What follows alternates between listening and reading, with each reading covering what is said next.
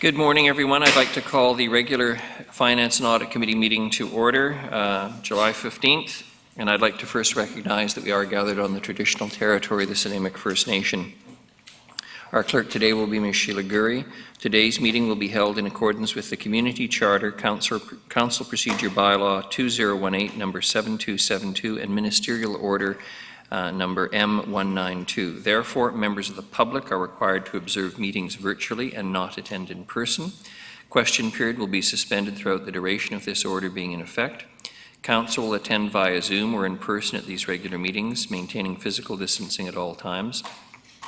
Members of staff that are partaking in the meeting will be spread out in the auditorium in the marked seating or outside in the lobby area. And finally, the first item on the agenda, the introduction of late items. Ms. Gurry, nothing there. Excellent. Motion for approval of the agenda. Moved Councillor Bonner, seconded Councillor Martman. All those in favour? Opposed? Motion carries. Everyone's seen the minutes. Motion for the adoption of the minutes is circulated. So moved. Moved Councillor Thorpe, seconded Councillor Martman. All those in favour? Motion carries. Thank you. Ms. Mercer, good morning. Item 5, presentations, 2021-2025 financial plan development.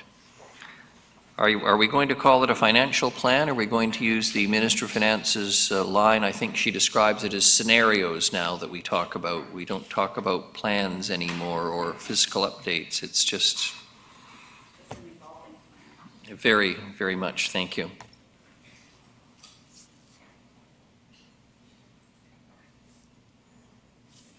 All right, good morning, everyone. So as you can see, we're here to talk about the 2021-2025 financial plan development. So with the next budget cycle getting underway, we need to discuss how we're going to approach the financial plan this year. And COVID-19 has had an impact, will have an impact on the budget, but at this point we don't know to what extent it's going to be. So I'll talk a little bit about some of the impacts COVID could have on the 2021 budget in a few slides. So the PowerPoint will go over the following. We'll do a quick timeline recap. We'll talk about the 2021 starting point, which is year 2 of our current financial plan, and we'll discuss what's currently in the budget. We'll discuss items that are not reflected in the financial plan, but have had discussion around them and that they could show up at some point in the future. We'll talk about operating and capital projects, how they're funded, and projects that are not currently in the plan. We'll do a quick recap of debt as to where we're at and future anticipated debt. And then we'll have council discussion on how you want to proceed with this year's budget. So I'll quickly go over a recap of the timeline, and so you can let me know if you have any questions. So like I said, because of the complexities that COVID-19 has brought to the budgeting cycle this year, this timeline might be ambitious, but it is what we are targeting for, depending on how we have to adapt the budget over the next few months will dictate how on time on this timeline we are. So from February to June, staff from all departments are working away at updating their 10-year project plan, and those plans are due in June. And then in July, like today, we come here for council's direction, and the departments start their work on their operating budgets. In August, the draft operating budgets and business cases are completed for incorporation into the draft plan. And in September, the departmental business plans are to be completed. And at this time, September, October, the financial planning department collaborates all of the information they've received from operating project plans and puts it all together into a final document. And in October, the senior management group reviews that before it comes to council in late November or early December. So we bring that draft financial plan to council, and we explain what we've put in there and seek any further direction. In December, we will have public consultation, which is usually in the form of an e-town hall, and we will have the first 3 readings of the provisional 2021 to 2025 financial plan bylaw. In December, we will also, council will also adopt the 2021 user rate bylaws for sewer, water, and sanitation. And if all things go perfectly, we will have an adopted provisional financial plan in January of 2021. After the provisional is adopted, anywhere January right through till April. Financial Planning Department will be updating for new estimates, new information, and any possible changes from that COVID-19 has brought to the table. So it might be a little bit of a different process. Normally in March and April, we're just updating for information received from other governments or new estimates. This year might be a little bit different in that we might be changing some operational budgets because we have better information on COVID. And by May 15th, we need to have an adopted property tax bylaw and an amended financial plan bylaw. So that's it in a nutshell. Sounds easy, but it's a long process. So I'll now go through the items that are currently in the year 2 of our 2020-2024 financial plan, as that is the starting place we will have for 2021. Now, keep in mind that this budget was created before COVID-19 was an issue. And so it was prepared as business as usual.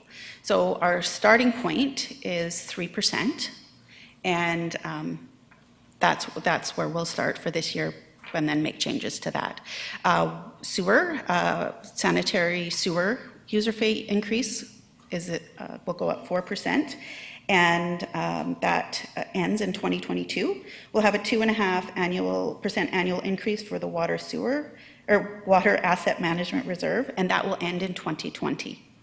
So we have a sewer and water user fee review underway right now, and our original plan was to bring that back to you and have a new structure implemented for 2021. However, due to some delays, that will most likely be January 1st, 2022. So staff are planning to bring an interim proposal to council in the fall with, and will transition us into the new structure that we will bring forward to you. We need to do public consultation and all that kind of process before we can actually implement it. So that's kind of the plan at this point. And sanitary user fees are expected to be 173 in 2021 for the year. Okay, so what drives that 3%? Well, we have, flip my pages. So asset management, we have 1%, which is just over $1 million. And we have project funding, so funding from general revenue for capital and operating projects. There was an increase of $487,000. What staff have decided to do is to keep the project funding at 2020 levels. So what we'll see is approximately a $487,000 savings in 2021. So we'll take that out, bring it back down. Staff will go back and rework their plans to keep the funding level that we had in 2020. Our CMP contract, so we have 3 new officers budgeted to come on board in 2021. And we've also budgeted the 95% of the total contract. Now that is the same as what we've done in 2020. However, we will keep an eye on what number of officers we have, because as of March 31st, 2020, we were at 96% of our full member capacity. So we'll keep an eye on that. We might have to bump that number up to say 96% of the full contract, but we won't know at this point. Councillor Martman has a question. Thank you, and through you, Your Worship. So with that 1.3, because I know that there is 3 more officers, but I thought they were around a cost of around $500,000. So is this inflation for wages or? Through Your Worship, yes. So you're correct. That is the approximate cost of the 3 members, but the contract there's increases in the contract as well. So it's the 3 officers plus any additional costs. Increases. Like wage increases, etc. Yes. Okay, yeah. thank you. And there's this year we have had the RCMP settled their severance dispute, and you will see when we bring the Q2 projections for you that there was a substantial increase in the amount that we had to pay over and above what we'd accrued for the year. So there are some changes within their contract that could push that number up. Thank you. And there are negotiations underway nationally with the RCMP that will probably have a profound impact on the cost of policing. That's right. If you look at the figures, I think we've been provided them at some point. The cost of a police officer in Vancouver or Delta or Victoria or Oak Bay in comparison to what the RCMP are paid, there is a fairly substantial difference, and I expect they will want to play catch up. Okay. Yeah, that's correct. And we do. Don't want to be a downer here this morning, but I think we do have to keep that in the back of our minds. Yes, and it is a possibility. And what we've done each year, E-Division gives us an amount we should accrue at the end of the year per member. So we do an entry at the end of the year to create a potential liability for that. So, and then we've done that with the severance as well, but it was nowhere near what we needed. And it was based on their numbers, so we just have to keep an eye on it. EMR training for fire was funded from the Strategic Infrastructure Reserve in 2020, and in 2021 it's funded from taxation, so there is an increase there. The debt for the Nanaimo Aquatic Center retired in 2020, so that gives us a little bit of a break, so we've incorporated that in. And the last line, wages and benefits and other changes. So what is included, there's 3 new positions included in the budget.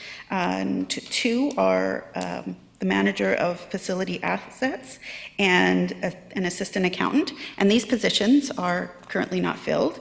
We do have another position for the junior financial analyst, and we did have to fill, well, we chose to fill that position because we had a maternity leave that we could not get a temporary replacement for, and we thought we'd train a permanent person rather than a temporary person, because we were really struggling to get a temporary fill for that. And the other increases included in there, there's 2% increase for the QP contract. The IAFF contract expired December 31st, 2019, so we've included a contingency in there for that. And it includes a 2% inflationary increase for any costs that we didn't have better information for. So the accumulation of that is just over $2 million. And then that is offset by what we think growth will be. So we've included 1.2 million for growth in there, and we've consistently used this dollar value over the last several years, and we'll continue to over the next few until we get better information. Historically, it's been lower than what we actually receive for growth. So again, we won't know that really until November, when we have a better idea of what it's going to be. Mr. Rudolph. Your Worship, there'll be more explanation on some of these slides, but so just to clarify again, for some of these are fixed costs, and some of them are not.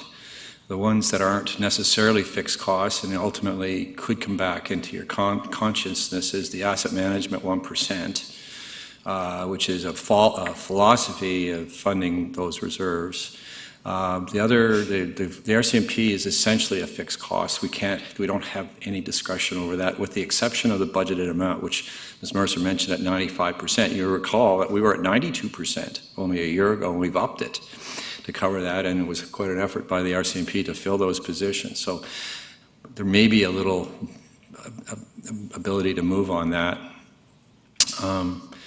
And so I just wanted to kind of highlight that most of these are givens and like contractual givens, and we don't have a lot of space there other than the asset management is a philosophical policy decision, whereas and it's recommended and defendable. And the RCMP you've mentioned something that's in the future. We're not sure when that will happen, but it's a very large budget area that often squeezes out other parts of the budget, the whole RCMP piece, period. So I just want to say that you can dig back into this a little bit, but these are the assumptions and the drivers that bring forward. The other thing about the positions, so the 3 positions, the one that I can speak to specifically, and maybe Ms. Mercer can explain why they're in. The manager of facility assets was a position recommended through the CUF review that didn't get filled or funded last year, and we're just kind of continuing with that that program here to get that going. So in terms of the other two positions, why they're in, Ms. Mercer can explain that, because there are other ones that will come forward as business cases. And in fact, council may themselves have ideas around that. I know there was one last year, I think at least one coming from council members on a sustainability coordinator, that type of thing. So I'm not sure, so why are these in, why are other ones going to be business cases? So I think Ms. Mercer maybe want to explain the finance positions. So as Mr. Rudolph said, there are two positions that the Finance Department incorporated, the assistant accountant and the junior financial analyst. And we eliminated the CFO position, created a director, and we eliminated the deputy director position, and the savings from those positions allowed us to create these other positions. So the cost savings was generally zero, and we staggered the implementation of those. So that's where those two positions came from.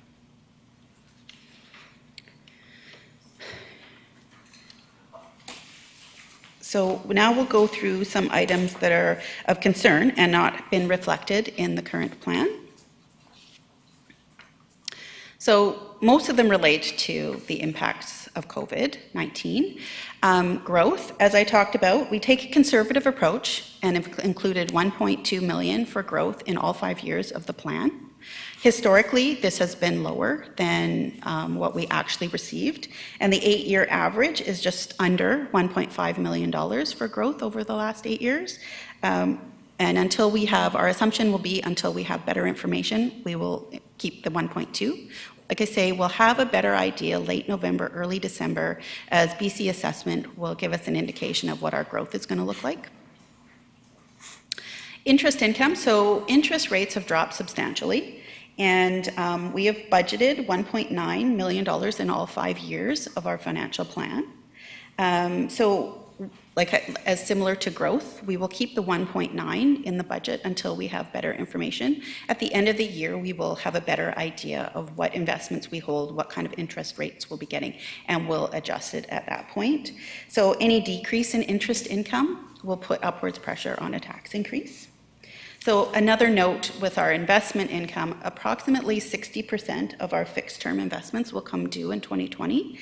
Now this, had COVID-19 not happened, this would have been a good plan because all indications were interest rates were rising and we would have taken our lower interest rate investments and traded them up for a higher percentage.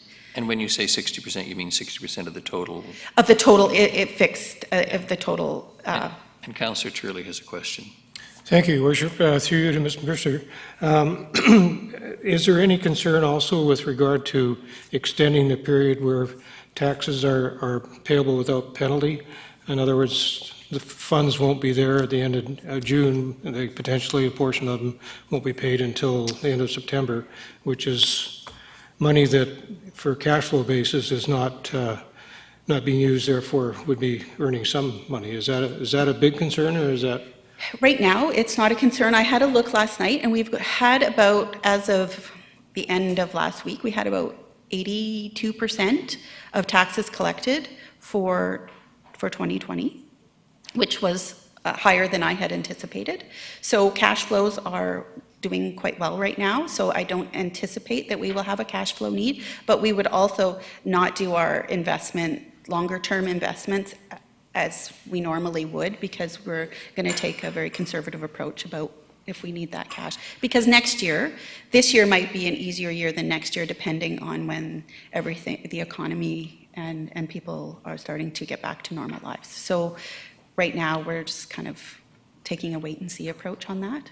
But you are correct that next year could be an issue. This year, we appear to have been successful in collecting the majority of our taxes.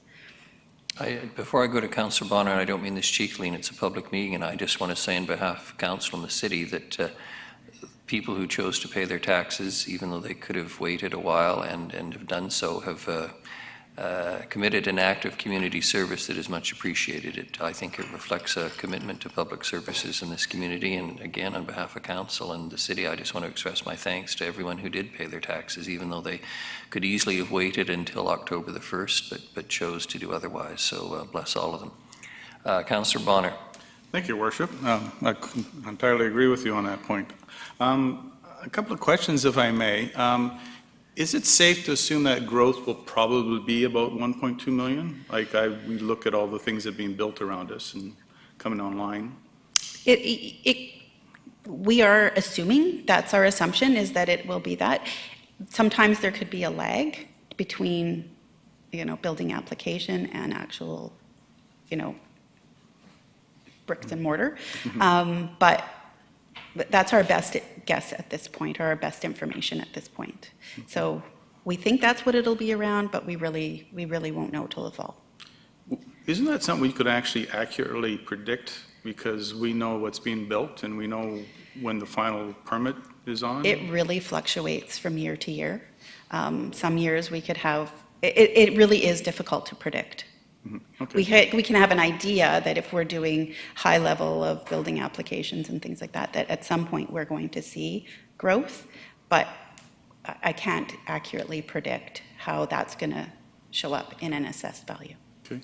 On the interest income, what are we, you said it's 1.9 over 5 years. Are we looking at half that, maybe? I wouldn't say half. I would say we are, through our bank, because we have a substantial amount in there, we do get a better interest rate, and we do have some longer term investments that have a higher interest rate than the going rate right now. So I wouldn't say it's half. We could be down a couple $100,000, but again, until we kind of see it kind of play out into the fall, we won't know. And the third one on the casino revenues. Right now, 33% of those go under general reserve, 67 go under strategic infrastructure reserve, but aren't necessarily spoken for. So that's a reserve that we could use whenever you want. So we could ignore that one and just say it's a write-off. We're not going to get the money this year. And if we pulled the 33% that we were expecting, because chances are we're not going to get anything, from our reserve, we'd probably be, based on that, not be in a bad position.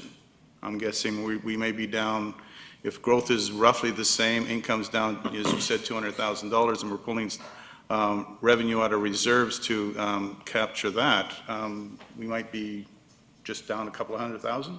We might be, yep. But keep in mind that the strategic infrastructure reserve does fund some land purchases and some pedestrian projects, as well as any strategic priority that comes up for council. So as that, there's about $900,000 that comes out of that each year for those two items. So if the casinos stay closed for a significant amount of time, the funding, we will have funding restrictions on what we can fund out of the strategic infrastructure reserve, and those might end up having to be funded if council chooses to continue with them from taxation. And how much money do we have roughly in that reserve right now? We could probably go a couple of years without revenue coming in. I think we have just under 3 million. Ms. Fuller knows these inside and out, so I'll let her comment on what value we have in there right now. Through your worship to Councillor Bonner, we're projecting the closing balance will be about 1.4 million, so that would get you through 2021, because we've about 900,000, as Ms. Mercer said, 2 projects we fund from there. But getting into 2022, if the casinos don't reopen, we would have to look at other funding sources for those projects. But it does limit your ability to fund things that come up from your SIR, because we do have future plans for that money. And I just wanted to point out, the money isn't going to a general reserve, it's going to general revenue. So that 33% will impact property taxes if we don't get the casino revenue. What I'm saying though, if we took it from reserve and put it into revenue to cover that. We could take it from a reserve, but if you took it from, say, the general financial stability reserve, then we have to have a repayment plan, so that would impact future property taxes. Yeah, I'm just trying to get us through this next year and a half. Yes, yep, nope, it's definitely an option, but then we just have to think that we do have to repay those funds in future years. So there would be impacts in future years to taxes. Okay. Just trying to do a half cup full here thing. Creativity is always appreciated. Mr. Rudolph had a comment. Your Worship, I spoke with Mr. Walker at the BC Lottery Corporation yesterday to get a status update, and they have made a submission to the government on a reopening plan for their casinos in the province, and they're awaiting a response from Dr. Henry's office, so it's in the hands of Dr. Henry. So, that does affect us in terms of, we do get municipal funding from the physical casinos. We do not get funding from the online service that they have. So that doesn't affect us directly, but because I made sure I asked them that question, is there any inference for that? And it's my understanding that the community entities that benefit from funding through the online service will be made whole, and that we may not get then asks from those groups for funding, so hopefully that's the case. But in terms of our funding relationship, it is predicated on an established bricks and mortar casino, and they're hoping to get an answer from government within the next couple of weeks, is what he told me. So that again goes into the fall. It would help inform us what that looks like. They're subject to the same 50 maximum people as everybody else, so they're in a full shutdown across the province right now, so it's not unique to us, it's everywhere. Mr. Rudolph, I can't resist commenting. I can remember the nice gentleman, a bachelor who lived up the road from us in Coombs, sneaking around at various occasions, willing to sell you an Irish sweepstakes ticket, which was illegal in this country. And now we're at a council meeting where we're all praying and hoping that people will be healthy enough to go into a casino and gamble. There is change in a lifetime. I see Councillor Turley nodding sagely, and Councillor Thorpe could too, but he's just being modest this morning. Please continue. Pardon the interruption. Oh, no worries. So for 2021, we will be adjusting the budget to reflect 0 casino revenue dollars, and until we have better information, and it sounds like it could be coming somewhat shortly. So if we don't start to receive casino revenues, we could see an upwards pressure on a tax increase. Gas tax revenues. So we have confirmed funding until the end of 2023 for gas tax, and we reached out to the Community Works group, and they indicated that we should continue to assume that we're going to receive those revenues. So that was good news. And after 2023, the agreement ends. There will likely be a new agreement, but at this point, we don't know if they will change what you can use that money for. So there might be some changes as to how we can use that money, but at this point, we don't know. So in 2021 and 2022, we have just over 4 million we'll receive from that, and in 2023, approximately 4.2 million. So, and that goes to fund a lot of different projects. So again, we will assume that those will the monies we receive until we get better information. Parks, Rec, and Culture. As we saw on Monday's presentation, there are a lot of uncertainties about when we will get back to normal operations throughout the city because of COVID-19, and nowhere is that more true than Parks, Recreation, and Culture. And so Finances continues to work with PRC to update the budget as their plans change. However, for the provisional budget, we will have to pick a point in time and base the draft budget on the assumptions and the known plans at that point. We will probably take a kind of a two-step approach with PRC, and that we will have an amount for draft budget, and depending on the impacts of COVID-19, we may bring back up a much more updated operational plan for the final, because we'll have better information at that point. Permit revenues, currently we have budgeted just over $1.8 million for permit revenues. Again, I don't have a crystal ball, so we'll assume that that is what we will receive until we have better information. And if that ends up being lower, then we would project more conservatively in the 4 years outside of 2021. Parking revenues. So based on 2020 information, parking is projecting a loss, and it's too early to tell what 2021 will look like for parking. But we could be looking at general taxation funding for parking operations if we continue lower parking revenues into 2021. So parking operations are designed to be self-funding, and any excess earnings from parking operations goes into the parking reserve, and that money is used for future parking, to fund future parking projects. So I've touched a little bit on reserves, but the following reserves will likely be negatively affected due to the impacted operations from COVID-19 in 2020. So the Facility Development Reserve, which receives contributions from PRC revenues, and the funding is used for renewal of recreation facilities as well as construction of new. So if, as we know, 2020 revenues are down, therefore the contributions into this reserve will be down as well.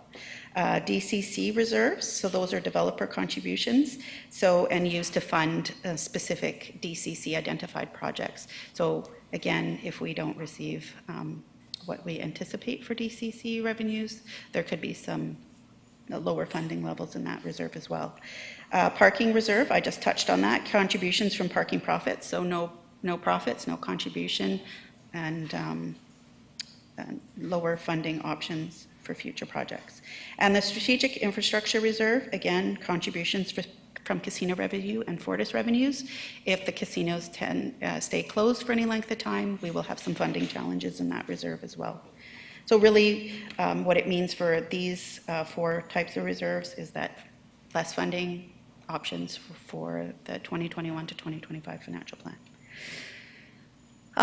The general financial stability reserve, which we've touched a little bit on, but we've put aside $2.9 million in the special initiatives reserve from the 2019 surplus to help with funding shortfalls of any impact from COVID-19. So if more funds are needed, we would draw on the general financial stability reserve to make up any remaining shortfall. So if this happens, we will need to incorporate a repayment strategy into future budgets to bring that reserve back up to its minimum balance per our reserves policy. So the minimum balance is calculated based on 60 days of operating costs, and the operating costs are based on the prior year's operating budgets. So that's we don't know at this point. In a few weeks, we will have an idea of what our projection will be at December 31st, and we will bring that to you at the next Finance and Audit Committee meeting. Other items that may impact the budget, economic development. So currently we have $300,000 in the 2021 budget for economic development. There could be additional needs for more funding to implement the economic development strategy, but at this point we have $300,000 in there for that. Nanaimo Art Gallery. So there was an $85,000 ask for 2021 that came to the June Finance and Audit Committee. And $60,000 represented an annual increase that started in 2021 and continues onwards, and a one-time ask of $25,000 for a feasibility study. So the operating costs, the operating increase would be funded from general taxation, as the $25,000 is a one-time funding opportunity. We could use general taxation, or it could be the Strategic Infrastructure Reserve, but as Ms. Fuller pointed out, we could have some funding challenges in that reserve. So that's something that Council will have to decide whether they want to include that in the budget or not. And we've had an animal control service review. So as you had a presentation from the consultant on that review, we have made no changes to the service delivery in this current budget, but the budget could be impacted by any service delivery changes that could be incorporated. But at this point, we are assuming business as usual with animal control. And we will also most likely need money in the budget for a project to improvements to their facility.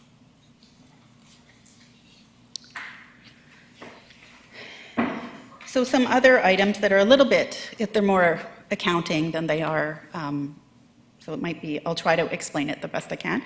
So our post-employment benefits, so the city provides non-vested sick leave, compensated absences, and termination benefits for its employees, which, so an example is the 60-day sick payout at retirement. And under PSAB accounting rules, we have to record a liability and record an expense every year. So we budget for this annual expenditure and fund it out of the General Financial Stability Reserve each year. And each year we replenish what we've taken out of that reserve from surplus. And as I mentioned in an earlier slide, we must maintain a minimum balance in the the General Financial Stability Reserve. And so if we have insufficient surplus from general revenues, we will need to incorporate a repayment plan for both of those items if we have a surplus, if we have no surplus for 2020 or an insufficient amount. So that's just more of a comment that at this point. Again, we'll have a better idea in a few weeks when we have a projection. So projects. So the next few slides will go over project funding sources for operating and capital projects, as well as projects that are not currently in the budget but are of note. So the funding sources for operating capital projects are general revenue, statutory and operating reserves, borrowing, and others such as private contributions and grants. So as I mentioned earlier, staff have chosen to keep the 2021 general revenue funding of projects to the 2020 level. So this will give us a cost savings of approximately $487,000. And when we reduce general revenue funding, the items that are most likely impacted are condition assessments, contingencies, parks, rec, and culture projects, usually operating internal order projects, new drainage infrastructure studies, and strategic internal orders. And this only relates to general, not water and sewer projects.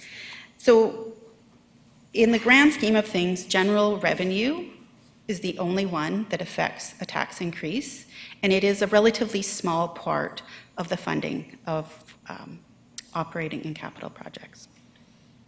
But that is if you were looking to have an impact on tax increase, that is your only option from projects. So at the May 11th, 2020 Special Council meeting, Council directed staff to prepare an information report on a list of capital projects for consideration of future potential stimulus progress and advocacy opportunities. So the following list includes the projects that are currently not in the plan, but were the ones identified to be brought back to Council. So we have the RCMP building, and there's some deficiencies at that for capacity there. We have Public Works facility replacement, South End Rec Center. We have a fire training center, and I missed off the list, a future fire station was also on that list as well. So those ones were the ones that will be brought back to a future council meeting to go through those projects in more detail. Other projects that are currently not in the plan but likely will need to be sometime in the future, Loudon Boathouse and Marie Davidson Bike Park. We funded their design in 2020 for both of those projects, so at some point those organizations will likely be back for construction budgets. The search and rescue building. So a long-term plan will need to be solidified in 2020 as per their co-management agreement, and you will see a report on the agenda today to address this project. And the Soroxman Field Stadium redevelopment. So there is a report on the agenda today that addresses the items of immediate concern, and a report will be coming to a future meeting to discuss the entire plan, redevelopment plan for that stadium. So I'll quickly go through where we sit. Oh. Councillor Thorpe has a question. Thank you. If I may interrupt through you to Ms. Mercer. Highlights of projects not currently in the 2020 to 24 financial plan. Those are all relatively major projects. Yes. And maybe I'm being thick here, but could you identify similar type projects that are in our plan for 2024? Because the ones that are identified here, I thought Council had basically identified as fairly important priorities.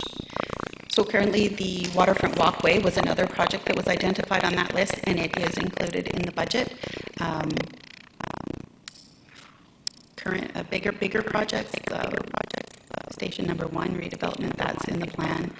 I'm trying to think of bigger ones. Metro Drive, that's a bigger project, that's in the plan as well. Okay, those are all three big ones. Thank you.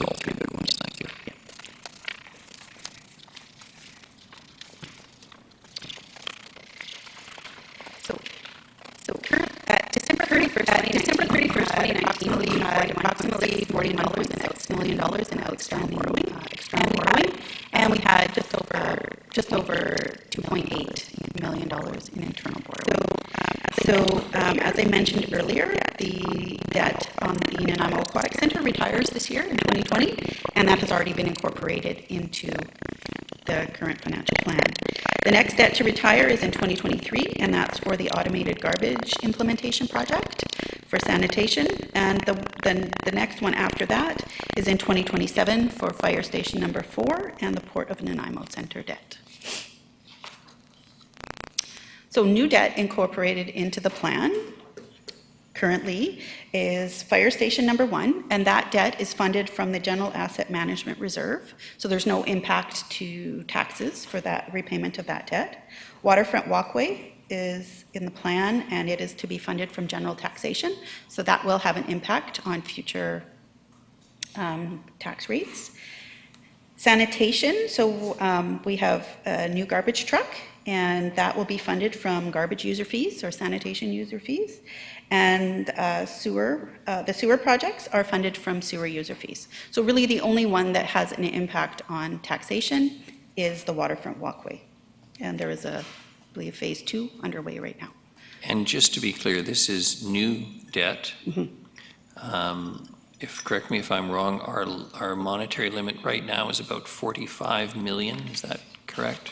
Yes, I will get to that in a couple of slides. Yes, it's 45.1. Yeah, about 45 million. So obviously, we're going to be retiring debt over the next few years, but not much, and then assuming growth revenue. So we're already shooting above our limit, is really what we're... And so I've got a couple of slides that show, here's the projected outstanding external debt for long-term debt from 2019 to 2051. So it incorporates our current debt plus our projected debt. So the debt level peaks in 2031 with an outstanding balance of just under 120 million. And this is due to the water supply, a new water supply dam that is to be constructed at that time.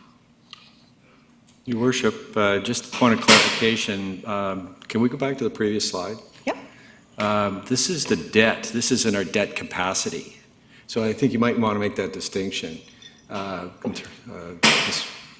then some of these are subject tos. For example, the waterfront walkway is subject to an approval process, but it is built in as these are the numbers that are built into the model.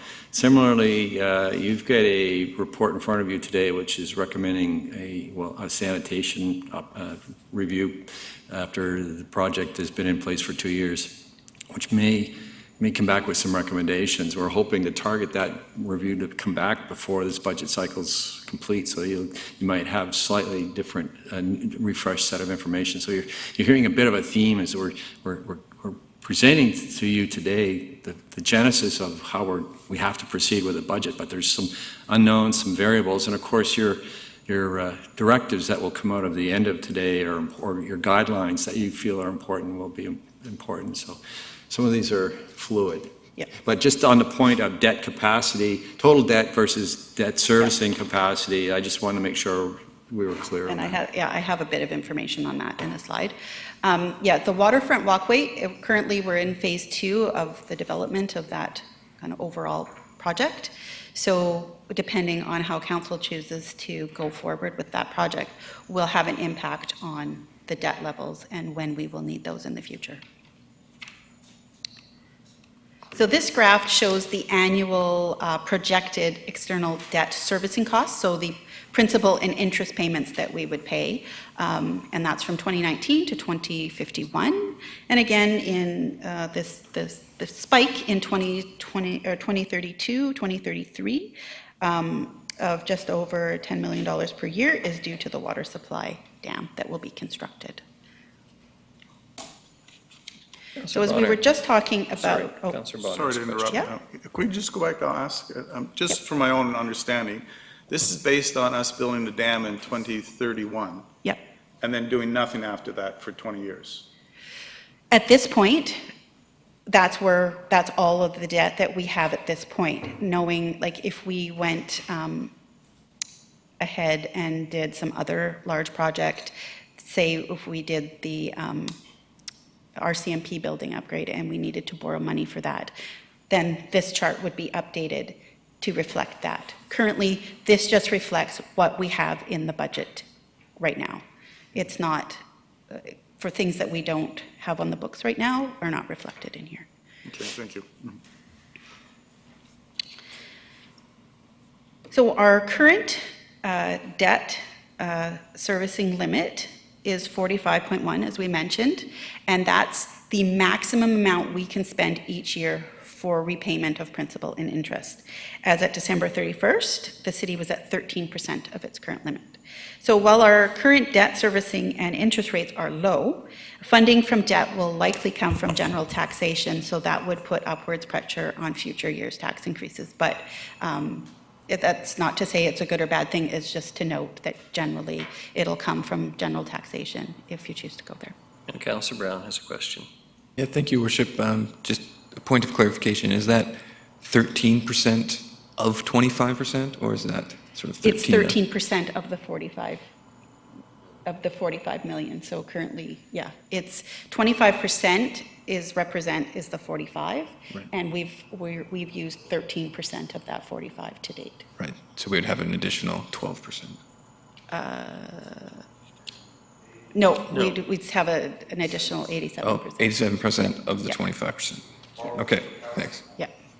Okay, thank you very much. Worship, just on that, a rough calculations, Mercer can clarify, if every 15 million of debt equals approximately 1% tax increase.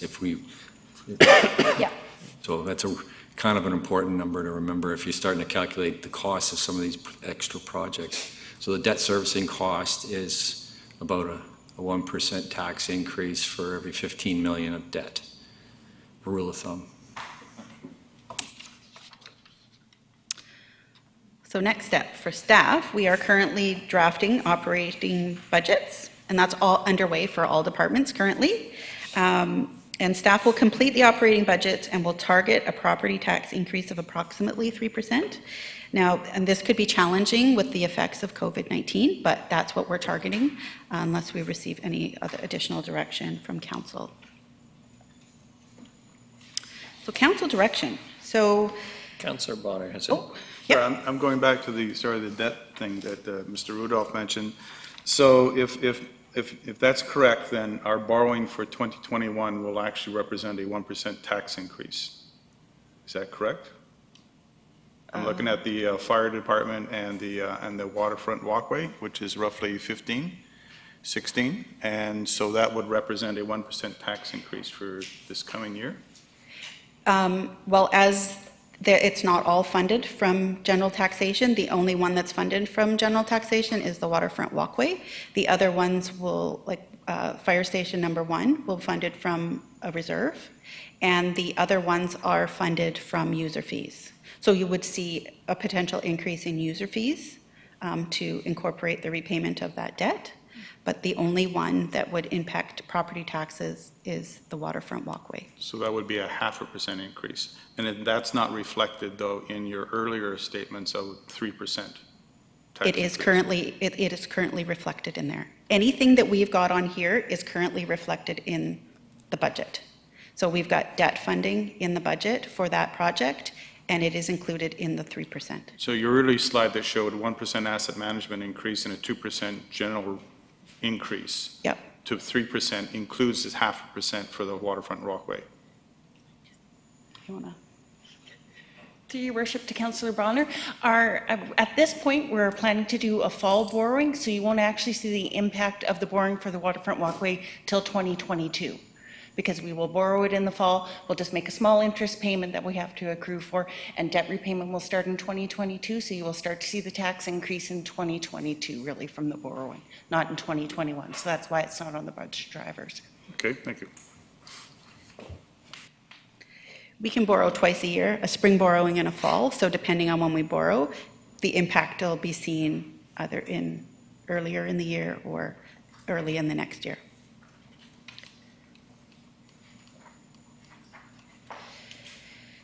Okay.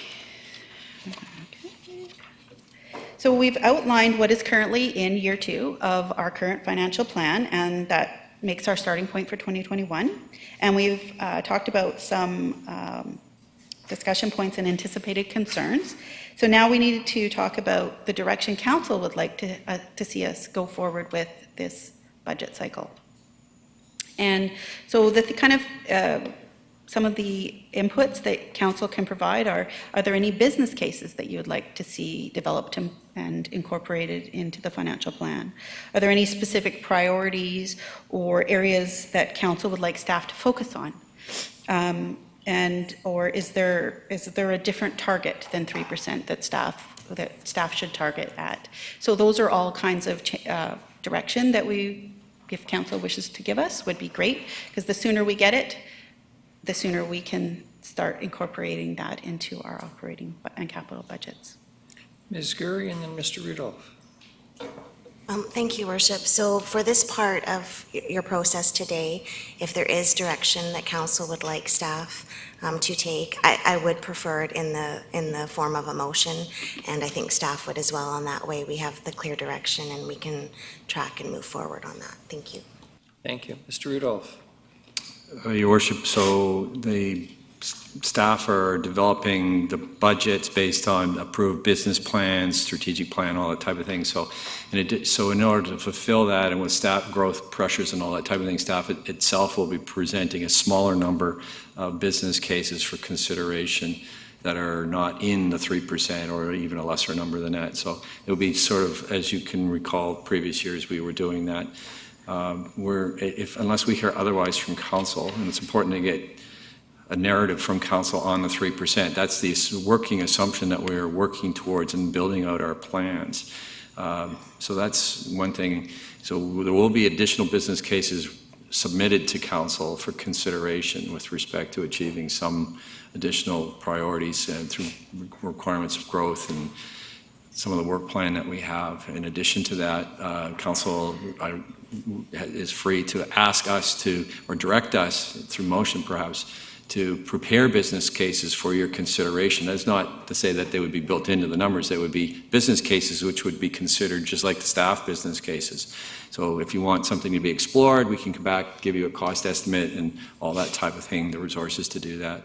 So the sort of two things is, are you okay with the notion of the 3%, all things considered?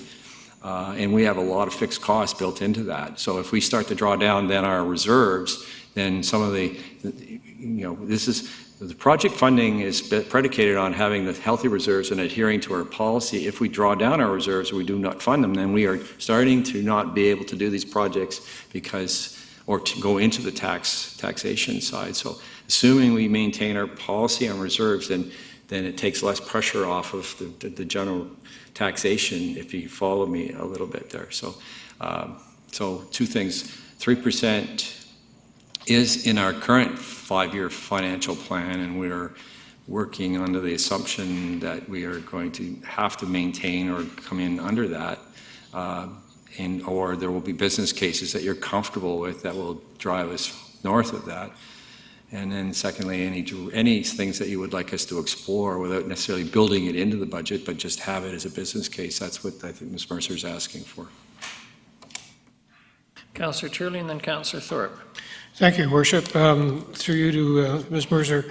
The part that is in the budget for the $300,000 for the Economic Development Task Force, is that over and above the current amount being paid to our current Economic Development Office? Yes, through your worship, to Councillor Turley. That's in addition to any staffing costs. And so, because we're kind of in a process on the task force at the moment of determining We haven't got as far as looking at potential funding yet, but that's going to be coming soon.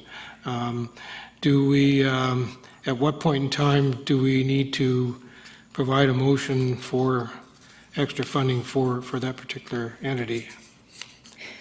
Ultimately, the sooner the better, but Yeah. I mean, we could, if there was, we could incorporate that into the final budget that comes to you in the spring. Okay. So there are opportunities. It's not just now or never. There are some opportunities. Okay, thank you. We'd like to limit them and get most of it into the provisional, but we can have an opportunity to make some changes after that. I'm going to go to Mr. Rudolph before I go to Councillor Yeah, Thorpe. Your Worship, Task force is, well, it's meeting today. And task force meets today. it's going to continue to work on its governance model, and it will be making recommendations to council on the model and then the funding envelope that would be needed to support that. Just as a benchmark, I think the previous entity that was funded by the city, excluding the tourism part, was roughly around 600,000. So we are, I believe we're about halfway there with our, you upped it this year. And so I'm not sure exactly on the timeline for the task force, but it looks like it's early fall that you will have that recommendation, and we can, certainly before you get,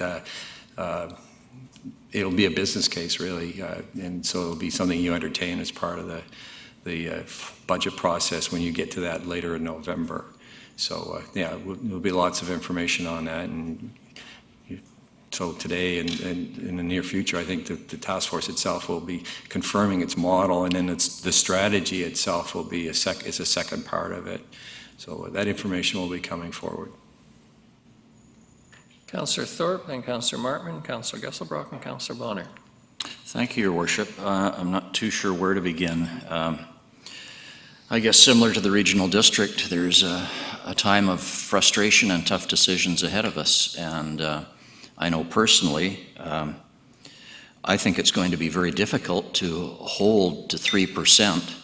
And I recognize that that's a starting point. But I think, and I certainly won't speak for council, but there's a number of projects and programs that we don't want to see cut back or put on hold. We want to move things forward, and that helps stimulate the economy. Certainly economic development is important. We want to support the art gallery. We want to support the animal shelter. We recognize a need there. But something's got to give at some point, and it's going to be very, very difficult to tread a line between continuing to move things forward and being fiscally responsible for our taxpayers. Quite frankly, I don't see us realistically being able to do anything in the coming budget unless we're looking at more towards 4%. And even that, I think, will be tough. I guess I'm concerned at some of the large projects that are not in the plan, because I think we can't just keep pushing those indefinitely to the future. And I'm talking about the Public Works facility and the RCMP building. Those are huge projects, but I think we have to start considering them. And beyond that, we're continually getting requests from organizations, and they're often very legitimate and very worthwhile, and I think we have to be prepared to decide how are we going to approach those. Are we going to cut our grants funding? Are we going to reduce funding amounts to worthy organizations? So all of these make it difficult for me to consider individual business cases or focus areas. We all have our sort of pet areas that we would like to see advanced, but we really need to look at a bigger picture of what it's going to cost us to keep these projects moving, and that's what we want to do. So I don't know, I'll listen to other councillors, Your Worship, and then maybe circle back again later. Thank you. I think, Councillor Thorpe, you speak for many of us. It's challenging. Councillor Martman. Thank you, Your Worship. I am more optimistic than Councillor Thorpe. We may have saved some expenses. We may find that there's money coming from federal, provincial governments. I'm just much more optimistic. Having said that, and if I get a seconder, I'll speak to this. I would like to make a motion that a business case be prepared for the creation of a mobile crisis response unit to respond to mental health and wellness calls. I shall move it. Seconder, Councillor Bonner. Thank you. If I can speak as to why I'm bringing this forward, at the June 22nd council meeting, Superintendent Miller shared the challenges that the members of the RCMP are faced with on a daily basis, and I quote, antisocial, mental health, and addiction problems. He also stated, if someone can figure out how to get VIHA to come with us to files, bring it on. Mental health problems are not police problems. In other municipalities in our province, we have Surrey that has car 67, we have Vancouver that has car 87, and we have Kelowna that has a program called PACS.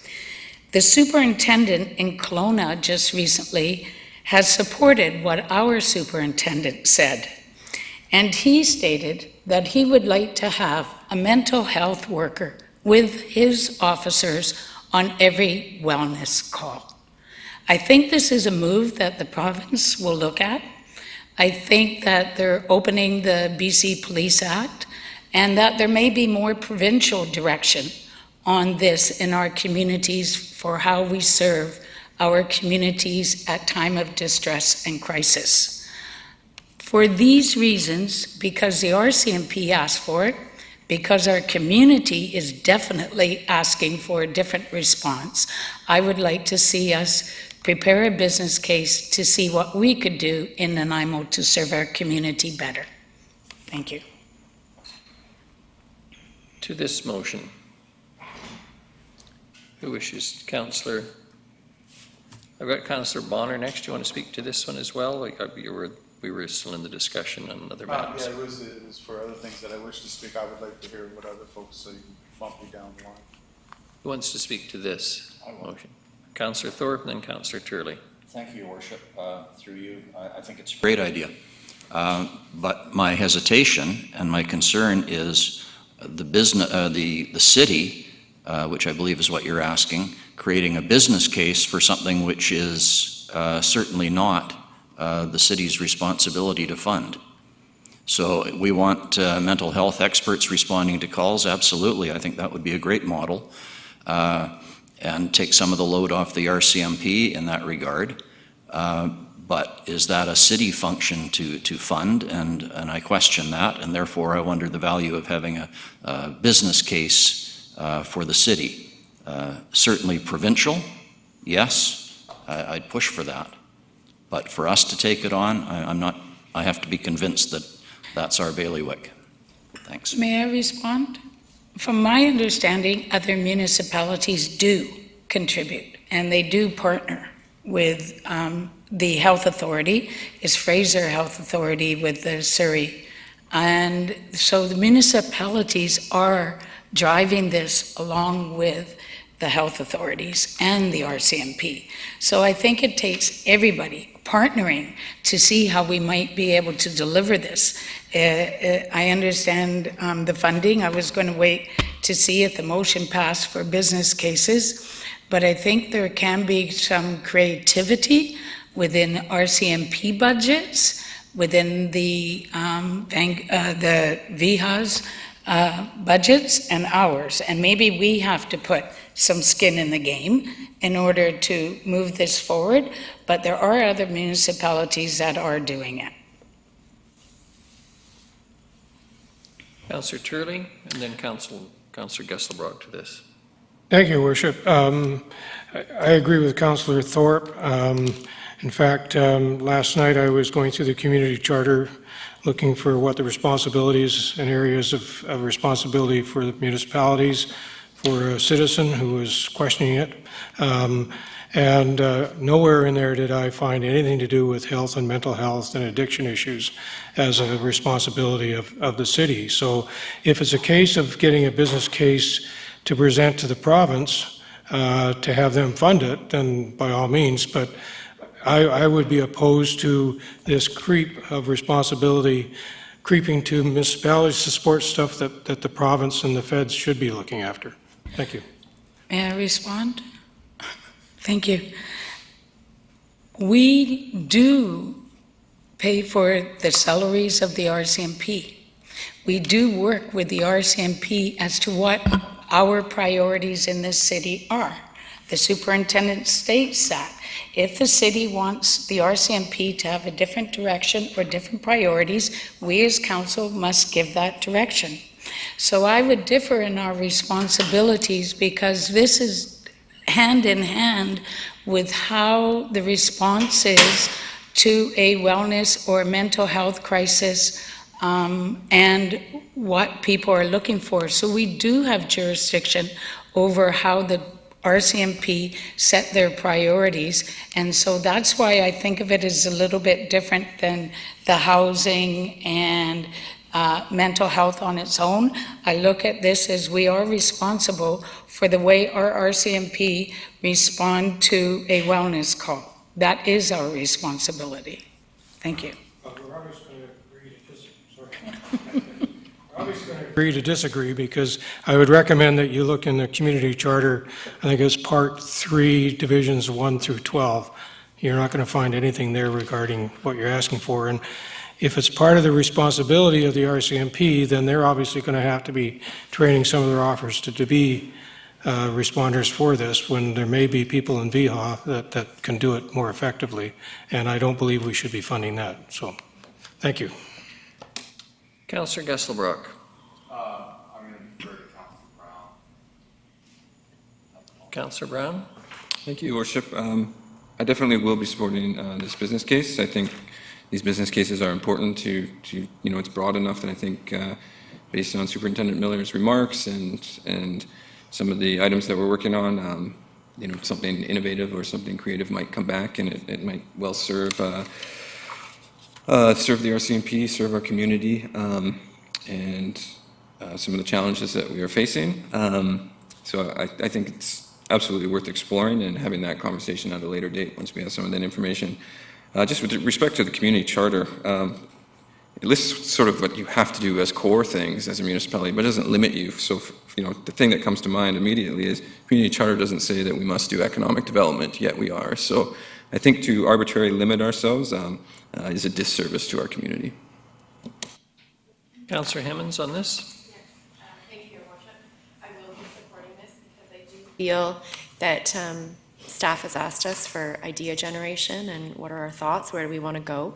I do have a question though to staff regarding the 3 new RCMP officers that we've allocated budget for. Would it be up to the superintendent, if he so chose, to use the funding for those positions to use them for a slightly different position if he so chose to integrate mental health workers into the service? Through your worship to Councillor Hammonds, I believe that it's his purview to distribute his members as he sees them based on perhaps direction from council. So if he chose to use one of those members for a specific task force or whatnot, I believe that's his direction. Your Worship, Council made a decision a couple of years ago to have a multi-year plan to fund 3 officers per year.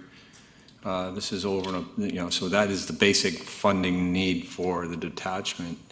If the question, I guess one of the scenarios is to reallocate one of those funding envelope positions to some others. That's a scenario that could, or is it over and above? So this is, we do victim services positions and stuff like that, which are provincially funded, but there are other ways to fund things. So I guess that's one scenario, is to reallocate funding, a funding commitment that you made to the RCMP for positions to fund an alternate position within their system or something like that. But I guess if this motion goes forward, staff would go away and work with the RCMP to determine options available, what is going on, I guess factually, what is going on in Kelowna, what's going on in Surrey, what's going on in Vancouver, what's going on in relevant municipalities to us in terms of this issue. And is it an RCMP issue, or is it really the service providers, the health authority, and all those other agencies that are actually delivering that on the street right now? And how do we work better collaboratively to effectively manage the issues that are going on? And that's part of the task force's mandate, of course, is to look at the effectiveness of that system. So, I mean, there's a motion on the table. If you fulfill and direct us to do that, we will pull together certainly an information package for you through working with the RCMP to see what options there are, what the need is, and it's almost like a report and a business case to me. It's like what's going on, what are the options, and yeah. So I can assure you that the RCMP are flat out maxed out period with their file cases. It's huge. And they are doing everything they can to address the serious crime issues in the city. There's a lot of stuff that never come to council that are very big files that they're dealing with, and it's going, they're doing, so they need all the resources and the troops on the ground that they need, that they can get to. So all their units are fully tapped right now, and I've been told that. So the more resources we have, the better we are. But there's a big cost. I think each member is $180,000 fully deployed. So, so I guess we just need to adhere to the literal motion that's on the table. And if this is the case, we will certainly service you with an information package that you can use as part of your considerations in the future. Councillor Bonner. Councillor Hammond, sorry, one more. Thank you. A follow-up, if I may, and more of a comment. I think we do hear that the RCMP is maxed out. The superintendent was here sharing that. He also shared that a great number of calls that they do aren't actual police calls. So I would suspect if we're funding these officers and there's a need outside of what an officer can typically or reasonably provide, that it would be a good idea for us to have that conversation with the superintendent about looking at these three positions. Not to say that we need to, that we want to, reduce funding at all, perhaps repurposing, or at least having that conversation with them. Thank you. Councillor Bonner. Thank you, Worship. This is a long-standing discussion amongst our group here about jurisdiction and what we're responsible and not responsible for. And I agree entirely with Councillor Brown. There is absolutely nothing in the community charter that says we can't do this. But there is something in the community charter that says specifically we're responsible for the well-being of our citizens. And I think this is right up there at the top of providing well-being for our citizens. So that's why I'm going to support this. And I think it boils down to housing and all the other things that we talk about is sometimes not our jurisdiction. The concept of jurisdiction is subjective to the councillors at the time. And nothing is written in law that says we can't do these things to make our community better. So I will be supporting Councillor Martman's motion. Thank you. Thank you very much. The most important thing in politics is to know how to count, and I've done the count, so I'm going to be brief and very direct. I am on the side of Councillors Thorpe and Turley on this issue, and for some very basic reasons. This is an extremely well-meaning, heartfelt motion brought forward by someone who cares about this community and supported by members of this council, all of whom care about this community. The focus of this would be to ensure that at an outreach call where someone is under some sort of mental distress, that there will be a mental health worker go there. That's the essence of this, and I see Councillor Martman nodding sagely. So in the situation where that person isn't available, it falls to the RCMP, which is pretty much the case now, because the province of British Columbia and the federal government have chosen not to fund sufficient positions through Island Health or other programs to ensure that those people are available 24/7. So it falls to the RCMP. This will not change much, except maybe in a few calls. Maybe the mental health worker will get there first without the necessity of calling the RCMP, or maybe they'll get there and say, as in many cases they do now, yes, we want an RCMP officer to come because we're concerned about our own safety. And to paraphrase the remarks used, well, I don't want to go there, I've got a family too. And it will not begin to address what is the real issue here. Once you've picked up that person and presumably taken them to the hospital, if it's a severe case, and that's the kind of case that would involve most often the RCMP, they're going to get plunked in the hospital for a day or two or three, or maybe in a couple of weeks, and then they're going to get punted back out onto the streets, where the kinds of behaviors which, if they occur in the context of a family home now, means mom or dad or brother or sister or grandchild is going to call for service, that person, because they're on the streets, is simply going to get punted back onto the streets. There will be no institutional care at the end of this for a long-term, consistent addiction, mental health issue. So with the greatest respect to where this comes from, I'm not going to support it for that reason. I know this motion is going to pass, but I want it stated clearly.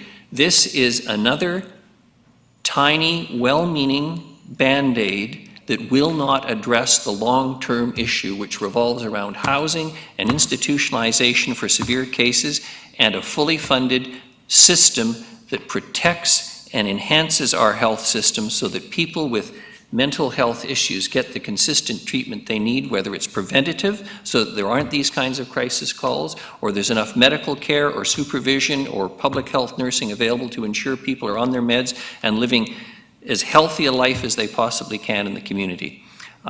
We have a long agenda this morning. Ms. Hayes has been sitting here patiently ready to make the next presentation. I think everybody's had a chance to make their point. All those in favor of Councillor Martman's motion? Sorry, Councillor Gesselbrock, you did defer to Councillor Brown. All those in favor? Opposed? Motion carries. Thank you very much. I appreciate the debate, but I think it's pretty clear where people stand on this, and I hope it's clear why. Ms. Mercer, back to we've got a number of questions. I think Councillor Martman, are you on the general? I will debate you later. Thank you. That's right. The motion's done. Councillor Gesselbrock. For Ms. Mercer? We've forgotten where we were, possibly. I do have stuff to bring forward for sure. Okay, just on the case of keeping to the 3%, I think that's a good goal to strive for. I personally would like to keep the focus on achieving the things that we need to achieve for the community, and so if it doesn't come exactly at 3%, I'm not going to be up in arms and would be more inclined to entertain important business cases and investment of community money. And then I have a few business cases that I'd like to bring forward. So I'd like to move that a business case for a manager of sustainability that was prepared for the 2020 budget deliberations be updated and include information on whether the position would be eligible for BC Hydro Community Energy Manager Program. First, in terms of cost, BC Hydro is, sorry. I'll second it. It's customary to let the motion be finished first, Councillor Brown. I appreciate No, that is the motion, and I'd like to speak to it. Thank you. We have a seconder. And you wish to speak to it? Speak to it, yeah. There's an incredible amount of work that needs to be done in sustainability on the Environment Committee. We're seeing more and more just the breadth that the city is working on, and definitely the need for greater coordination and strategy. I think in terms of recognizing that we are under financial constraints this year, that we need to be very deliberate in what we're investing our money in. That being said, there is opportunity that this position could potentially be cost neutral or very close to it in the next couple of years. The BC Hydro Community Energy Management Program, BC Hydro is willing to pay up to 50% of the cost of the program, I think up to $50,000 for a manager position. In addition, we have the Community Emission Sustainability Fund that we're currently contributing $70,000 to $90,000 in, and I think that using that fund towards this position, the additional firepower and staff capacity that it would provide in terms of the important work that needs to be done, within development services, bylaw development, communicating with community stakeholders, with our rebate program, I think that it'd be really important to invest in this area. Yeah, just an example, we've got a rebate program and there hasn't been a lot of uptake on the heat exchanger, and partly is that there's just need for communication coordination, speaking with realtors, builders, and that is just one little minor example of just where we could use more capacity, and I think that it would actually have economic benefit returns down the line as well. So thank you. Your Worship, I just have one comment. We currently do have a manager that's funded through that BC Hydro program. So, and I'm not sure if we can have more than one. Yeah, there's two. There's Two? a funding for a manager for internal emissions reduction, but there's also one for community emissions reduction, and so this would be the community stream. Okay, thank you.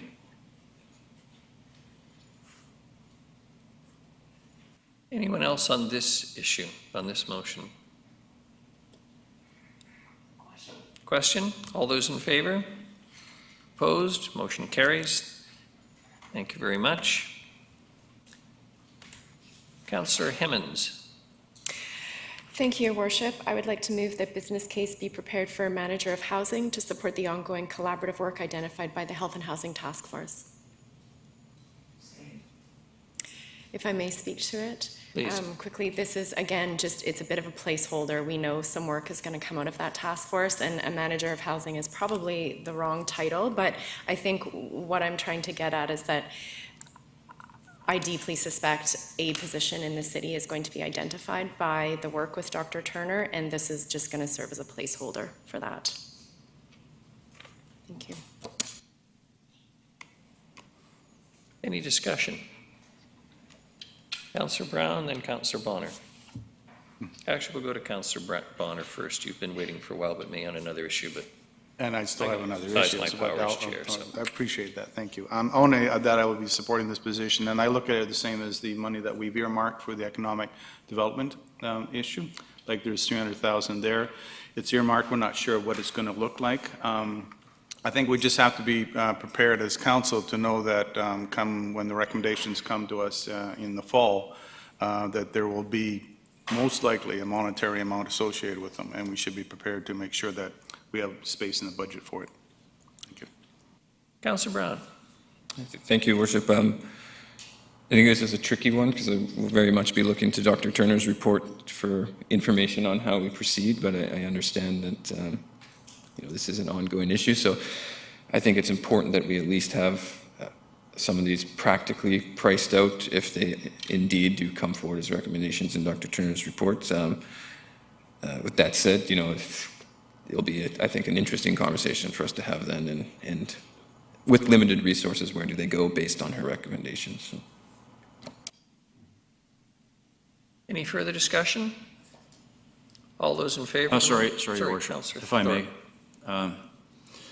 Thank you. I guess I'm of mixed emotions on this, and I respect where this is coming from, but we came into this meeting to get a starting point for our budget in the year ahead, and we're told that revenues are down across the board, that we want to keep taxes to hopefully 3%, and that's probably optimistic.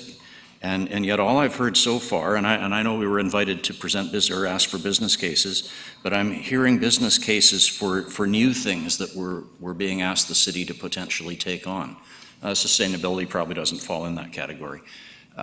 So I struggle with that when on the one hand, we know that we're going to have to rein things in and cut back, and on the other hand, here we are wanting to do all of these new things which, in my opinion, are not our prime responsibility. So I'm hard-pressed on this, and I'm going to come back to the other projects in a minute, if I may, that we've deferred, that are major projects that directly affect our community, that if we're going to talk about these things, then we better talk about them too and get business plans, and then at least we can compare and decide where our priorities are. Thank you. Thank you. Councillor Gesselbrook. Thank you, Your Worship. I think of all things that we'll be judged on as a council will be how we're addressing the homelessness and addiction situation. It's been a huge struggle for the community with enormous costs in terms of policing, social disorder, health, And I think that it's quite recognized that we are under capacity in terms of coordinating the enormous amount of community integration that needs to happen, but also the level of senior level government advocacy that we need more provincial funding down, and we need to be able to coordinate and funnel that money to this community. And I think that there could be no better investment and more capacity around this. And of course, we're going to be having quite a detailed report from Dr. Turner exactly what that's needed, but I do suspect it probably will be around some type of city staff position. So I'm definitely in support of this. Thank you. Councillor Hammonds. Councillor Hammonds. Thank you, Your Worship. Just briefly, I think it would be not wise of us to do all of this work and then not to expect that something is going to come of it. So I don't know what the recommendations are going to be, but I suspect there will be some financial ask, and this is just going to give us a bit of a placeholder to have some opportunity to play with that. And to Councillor Thorpe's point about motions, et cetera, and business cases, I would fully support you bringing forward the business cases that you think are important. I think the purpose of today's conversation is to get it all on the table, and then we can start to choose, but we can't choose unless we have a business case. Thank you.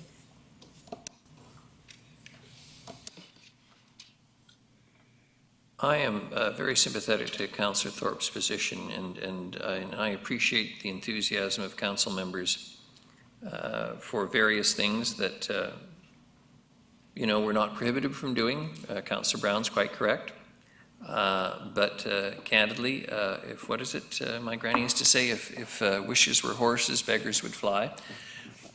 We can't do everything that doesn't fall to our jurisdiction. We may not have limits, arguably, but we certainly do have very specific responsibilities. And what we've heard outlined here today are a number of projects that are musts eventually. We can't keep expecting our workers to go into a trailer city, basically, as they have done for a number of years. We can't expect the RCMP to function in quarters where they can't actually work with each other. At the same time, we have significant community projects that everyone wants to advance. Having said all that, this may surprise you, I'm going to support this motion for this reason. The only way that the problems which many members of council wish to address, which I believe philosophically, fundamentally, and quite specifically are absolutely not our responsibility. And the minute we continue, as other municipalities have, to go down that road, you will have to stay on it, and you will end up where the City of Vancouver is today, talking about significant potential deficits, which they won't undertake because they can't, significant layoffs, hundreds of people being laid off because they took on a whole bunch of work and responsibilities that are not theirs, Having said that, the value and the potential of this position, and it's just potential, this is a business case request this morning, is that I believe we need, and we have overburdened existing staff already, to do this. We need information and evidence and reports that can back our very specific demands, because it is increasingly clear to me that across this province and across this country and around the world for that matter, given how governments operate, levels of responsibility, we are not getting the coordinated responses that are required to address what the Premier called the scourge of our time, which is homelessness, which reflects itself in poverty and healthcare and a whole range of other issues that place unnecessary demands on citizens, on people individually who are living lives of hell, as I've said, in the streets. So I see this, the benefit of this, potentially of this position, is to give us the ammo necessary. And at the end of the day, if the province doesn't want to take up such responsibility, or the federal government won't address it nationally, at least in Nanaimo, we'll be able to say that we advocated strongly for it. But at the end of this, the desire is to take up the role of the federal or provincial governments after we've made the ask and it doesn't happen. I will still be in the same philosophical position. I am not going to ask property taxpayers to support the programs and services that are properly and under our system of government deliverable by federal and provincial governments. All those in favor of the motion? Contrary? Motion carries. Thank you. Councillor Brown. Thank you, Your Worship. I have a couple items, and they now seem very minor into some of the stuff that we've been debating, so maybe that's a good thing. I would like to move that a business case be prepared for the creation of an e-bike rebate program for Nanaimo residents with the potential for a separate stream for low-income individuals, and I can speak to it if it's seconded. Seconded, Councillor Bonner. Thank you, Your Worship. Thank you, Your Worship. I think we're all familiar with e-bikes, and we're doing a series of significant investments in active transportation. E-bikes are really seen as a game changer for getting people out there that using some of this important infrastructure where they might not feel fully comfortable just on a regular pedal bike. And so I think there's an opportunity here to sort of incentivize people giving that a try and getting out on an e-bike. And the man to the right of me can speak to how much commuting you can actually do on an e-bike. I don't see this necessarily as a tax increase. We do have the Sustainability Reduction Reserve Fund that that has more than enough funds to do a minor rebate program. So that's sort of how I see it happening. I would just be looking for a business case on what some of those program details might be. Councillor Bonner. Thank you, Your Worship. I'll be supporting this. I had some of the things, these motions keep coming up, and I'll just bump myself back again. But I think it's a good idea, and it has no tax increase associated with it. As there seem to be a number of people who've thought of a number of things, do keep in mind that staff can't do everything. So think carefully as before we ask for every business case on every possible thing that we could be doing. So all those in favor? Any opposed? Councillor Turley. Motion carries. Thank you. Councillor Bonner. So I don't particularly have a particular motion, but I'd like to talk about the philosophical way we're looking at this budget. To me, I look at the city budget as an entity on itself, because the city can create a budget any size it wants, any increase it wants, any decrease it wants, and as long as it has a balanced budget at the end, then we're okay. I look at our income coming from the coming year, and our income is only going up, according to staff, 1%. Our budget is going up 3%. Now, if you were a business person, that would be a red flag. This is, you're not making enough money to cover what your expenses are. In our particular case, we get the option of charging the taxpayers more, and they have to pay it. They may not like it, but they have to pay it. What I like to do is, I think we need to look at the options of finding how we can diversify our income. Now, we already have in the works, I know, reports coming to us on the sponsorship coming up, but there are a number of ways that a city can make money without having to go to the taxpayers. So we, in theory, could have a 5% budget increase and a 0% tax increase. So that's what I would like to look at is there's things we can do on parking, there's a whole number of things, services that the city provides that we should be monetizing so that it's more along the lines of a user pay system as opposed to taxpayers having to foot the whole bill themselves. So that's what I would like to see coming forward. I don't have any particular options other than to say we need to start looking at other ways of raising funds, and I don't mind doing that work on my own, and I'll come up with some suggestions as we go through the year. So. Thank you. Councillor Gesselbrock. I've got one more business case to bring forward. Just been thinking of really small scale interventions that we could do that could have, larger impact and also just leverage community volunteerism to do labor for us that we would like to see some metrics achieved in, and so this is where this business case coming from. So I'd like to move that staff prepare a business case for an annual community watercourse restoration grant. So the intention of just put it in that's the motion. Okay. Could you repeat the motion again? The motion that staff prepare a business case for an annual community watercourse restoration grant stream. water restoration grant. Grant, yeah. So I'll speak to this. Do we have a seconder? Sorry, Councillor Martman.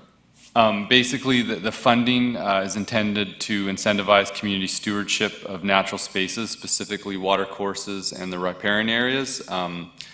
The goal would be to leverage community volunteer labor to accomplish city natural restoration objectives. The funding would provide enabling funding to provide adequate professional supervision and logistical support for project actualization. So costs that are associated with development of a restoration plan, professional supervision, disposal of invasive plants, purchasing of plants. And the funding would be intended for neighborhood associations, community groups like stream keepers, nonprofits, and volunteer projects. Basically, the city is already doing this in informal ways, and there's different, pots of money that do exist within parks and deferred payments. And so really what this would be doing is be formalizing a bit of this, and it makes for a better way to communicate the opportunity to the public so that there's greater public interest and participation in kind of what we're already doing. So I don't foresee this being a huge grant stream. It can be very small to begin with, but it is a useful communication tool, and I think that in times where we are under budget constraints, this is something that we could really leverage community support to meet objectives that we do have in restoration. Thank you. Anyone else on this? All those in favor?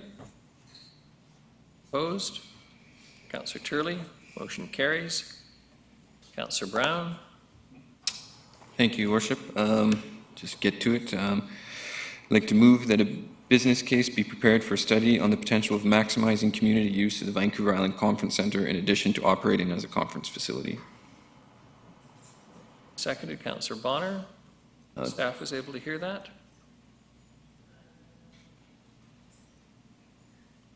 I can send it here shortly too, or read it again.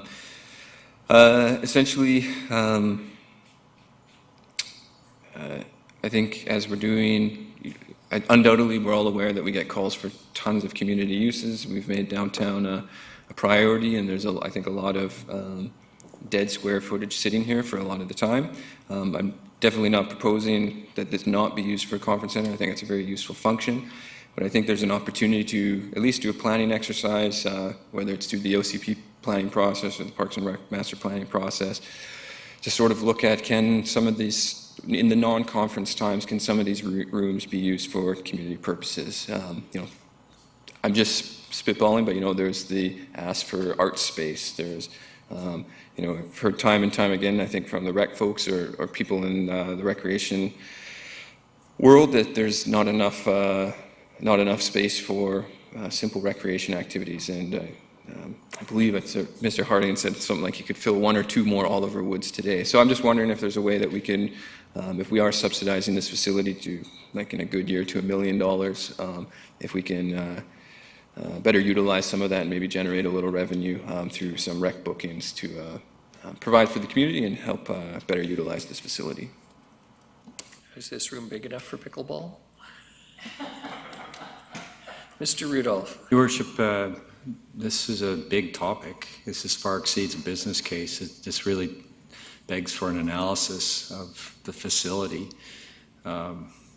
So, just in collecting my thoughts and hearing some of the suggestions coming forward, which could have been noticed as a motion, some of them I think probably too, we may be able to chisel away at some of this before you get the budget, just in terms of information reports and decision points and that type of thing. But on the conference center issue, it's a very large topic. And if council would find it useful to spend an hour or so on one of your GPC/special council days to get a briefing on the status of the conference center. I just went over the financials for last month yesterday, and the forecast is still subject to everything else, but we budget for a subsidy of in the 900 and some thousand range, and this year's forecast will look like probably we'll be missing that by about 100,000 or so is sort of the anticipated change. But the question is, are we maximizing the value and utility of this facility? If that's part of the question. I mean, it's more than a business case. It's a status report, options, an analysis, and that type of thing. We are investing. We need to invest in IT infrastructure in this building, and through the surplus, you allocated over $1 million to reboot ourselves into where we need to be. We've seen the wall come out of this room recently to repurpose this and to try to make it more user-friendly for community groups and arts and culture and that type of thing. So it seems to me that it's a bigger topic than maybe a business case can do justice for at this stage. Maybe a report and an update, an hour or two and a forthcoming meeting, and would inform a business case, I guess, for the future. So it's not necessarily a budget item per se, but it is budgetary implications. So just a little clarity, I guess, from the mover on if that would be an acceptable path forward on that. As a minimum, we can bring forward an information package on the State of the Union and the history and where we're at, and perhaps start to forecast where we can go with the facility. It's a tremendous asset. And certainly COVID's hit it hard here as well. So.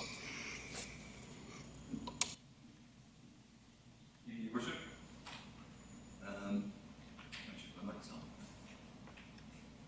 My mic on. It's on. Thank you. Definitely wasn't expecting the business case. Really, the idea was that whatever the cost of doing a little study would be a planning exercise around that. If that can be better served through a session and some additional information, I'm happy to follow that guidance. I just wanted to flag this if there is the need for some funds, if that was council's will to explore that. I just think there's a lot of planning exercises going on that might benefit from an additional planning exercise around how this space could be better maximized.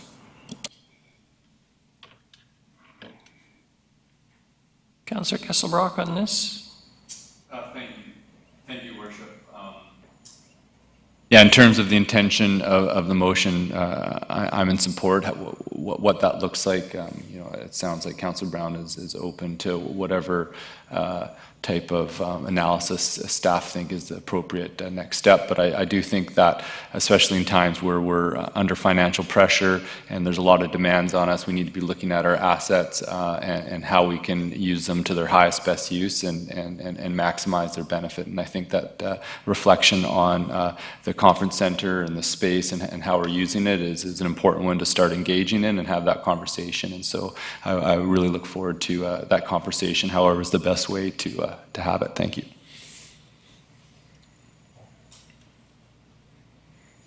Ms. Gurry? Thank you, Worship. Councillor Gesselbrock mostly answered my question, that the seconder was in agreement with it being changed slightly to more of a study or a planning session that staff could bring forward to a GPC type day to discuss the options of further use and benefits of different use for this conference center, as well as I think there's probably the contract with the conference center facility, the people that run this conference center, Spectra, that would need to be taken into consideration in that planning session as well too. So I think Mr. Rudolph and Councillor Brown were okay with kind of changing it from a business case to that. So I just wanted to make sure that was okay with the mover and the seconder. Councillor Thorpe? Sorry, I was just looking for clarification on what we're going to vote on. I'd be happy to follow Mr. Rudolph's course of action, but I don't know if the mover and seconder have agreed to that.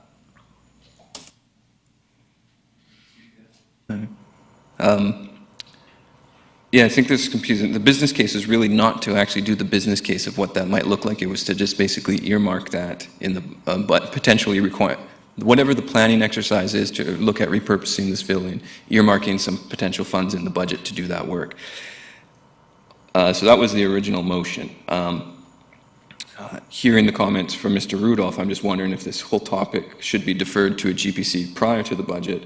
That way we can unpack some of these issues and have staff maybe present on it and sort of figure out the intention of any sort of budgetary implications, because to me, this was not to do any of that work up front. It was just to put in the budget whatever resources might be required to do that work for consideration in the fall.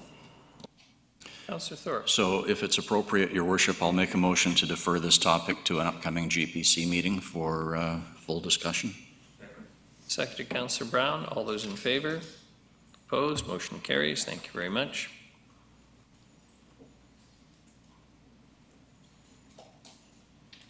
Is the wish list finished? No. Councillor Thorpe. Thank you, Your Worship. I just want to ask again, sort of for clarification from staff. I really appreciate hearing the new ideas that councillors have brought forward, and I understand that was the intent of today. But I want to be assured that, and I'm going back to the slide on page 18 of our agenda, that items and projects that we've long discussed and had as long-term goals to address are not being shunted aside and replaced by these newer projects and topics. So we've requested business plans for a number of new things. Is it necessary for me to officially request business plans on the list of major projects not included in our current 2020 to 24 budget or financial plan? Because if I need to make that motion, I will. I don't want to see them pushed to the bottom of the pile at the expense of some new ideas that have just been sprung upon us. I'm a firm believer in long-term planning in the city, and these projects have been on the books for a long time. I think we all most of us recognize that they're going to need to get done at some point. So my question briefly to Mr. Rudolph through you, Your Worship, is do I need to request a business plan for the list of items starting with the RCMP building, Public Works Yard, South End Recreational Center, Fire Training Center, Loudon Boathouse, Marie Davidson Bike Park, Search and Rescue Building, Soroxman Stadium redevelopment, and probably there's others. Well, so through the chair to Councillor Thorpe, if council would feel better to have some clarity on what our process with respect to those facilities are. You will recall not that long ago we had a session on capital projects and we committed to you to come back with briefing notes and I wouldn't call them business cases, but certainly more fulsome information kits on each of those, all the large projects. So we are yes, we will be coming back to you with all that information over the course of time. The narrative, generally speaking, is because of COVID and because of everything else, we are going to have to constantly update you on a series of things over the next 3 or 4 months. It's going to be, we've got a piece today on sanitation initiative. We've got information coming next week on the public safety precinct around the police station to rationalize a strategy to go ahead and figure out a strategy for the police. We're going to find ourselves delivering to you a series of reports on an ongoing basis to help this. But on the specifics around the waterfront walkway, the RCMP, the public works, the future of the fire service requirements, which is subject to a review which is currently underway and will be presented to you, just started actually, the 10-year fire. It's just forecasting. It's almost using that term, a placeholder for an anticipated additional fire hall, which you're all aware of, that eventually will come. And the standing down of the current training center, which is a fire place. We're having fires in the middle of the city, which isn't a great situation for training purposes. And then there's the other incidental list of a variety of recreational facilities and so on. So we are committing to you to come back with a session.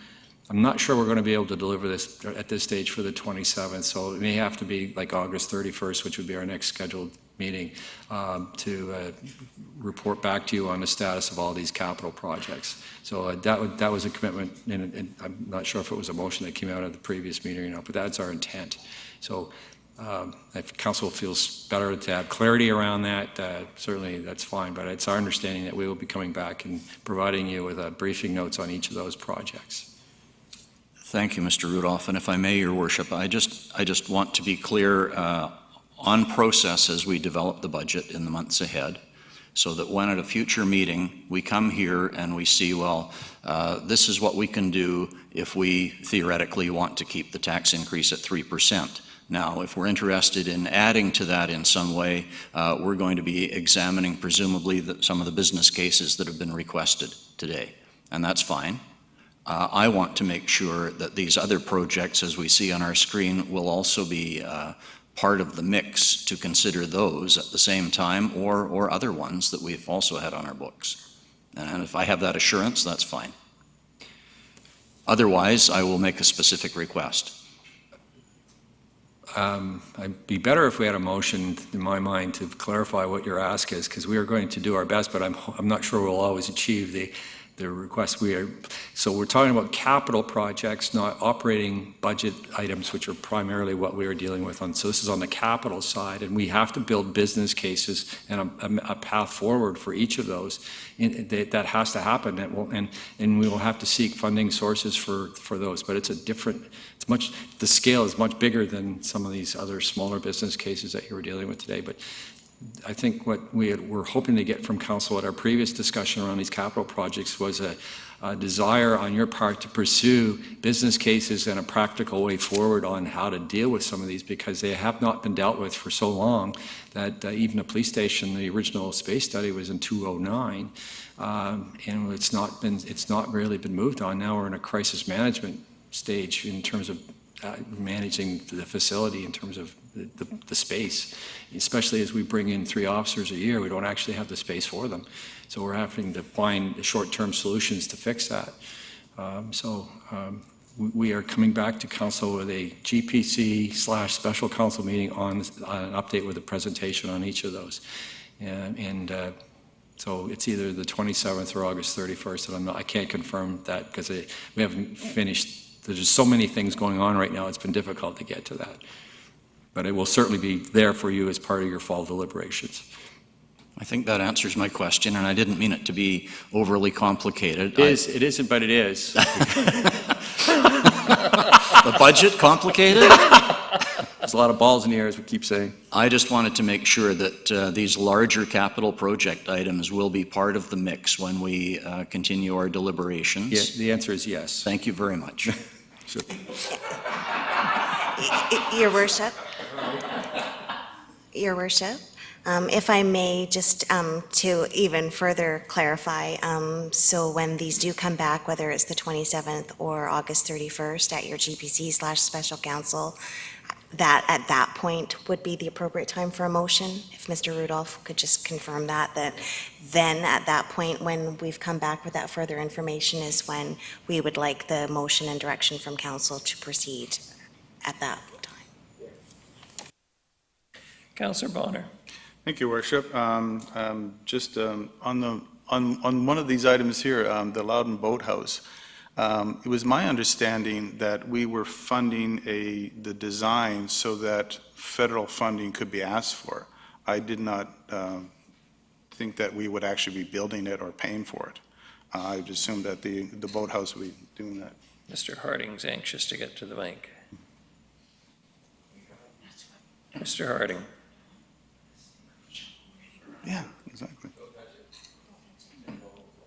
Thank you, Worship. The motion was that we would get to the design stage, work with the groups and organizations on a variety of fundraising opportunities. It was always intentional the city would contribute towards it. Originally, we were proposing to do the washroom components of it, going way back to the Loudon improvement plan. So there was always a contribution from the city anticipated in the redevelopment of that facility, or in the improvement of it. I understand. Okay. Now, if I may, just to round off Councillor Thorpe's day, I also have one. I can hardly wait. Yeah, I know. Your enthusiasm inspires me. Okay, I can. That a business case be prepared for an Indigenous engagement specialist for the purpose of better incorporating a First Nations and urban Indigenous perspectives and ways of knowing into our work and decisions. Second.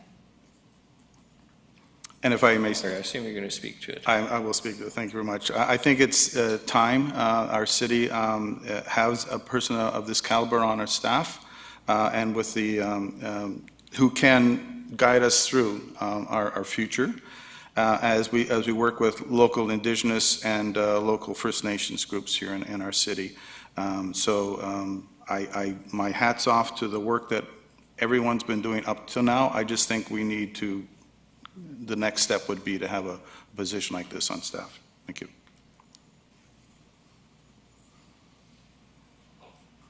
Mr. Rudolph? No? No. Councillor Hemmons? Thank you, Your Worship. So I'm happy to see this go forward for a business case, but I have expressed to Councillor Bonner that this is a really complicated position. And if this goes forward, whoever steps into that role is going to have a lot on their plate. And it reminds me, the worry I have is that it's a little bit like when we thought, women should go into the workplace and we just add a woman and then it makes everything better. And I'm thinking that there's cultural change that needs to happen organizationally, of course, but I would hate to see us looking for a solution in that we put someone into a position and that would be solved. It isn't a position that solves culture. And so I'm reluctant, but I'm happy to see it go forward for a business case. Councillor Brown? Thank you, Your Worship. I will be supporting this to get just to see what the business case would look like and what sort of the cost of the position would be for City of Nanaimo. And the reason I'm doing so actually is because as former planner or recovering planner, I don't know, one of the best presentations I ever saw was by at the Planning Institute of British Columbia's annual conference by some folks, Indigenous folks that were very much doing this work in Vancouver. Some of the things that they shared and how they were driving a different cultural change within that organization very much impacted me, and it was a perspective that I had never been exposed to before, working as a planner or working in government. And so I do very much see the value of these positions and having that perspective brought into how you go about doing business and how you the culture of your organization and how you approach some of these complex topics that are, and the line that she said that always has stuck with me is, if you're not uncomfortable, you're not reconciling. And I think having someone in the organization as well that can push some of those uncomfortable conversations is crucial. Councillor Thorpe?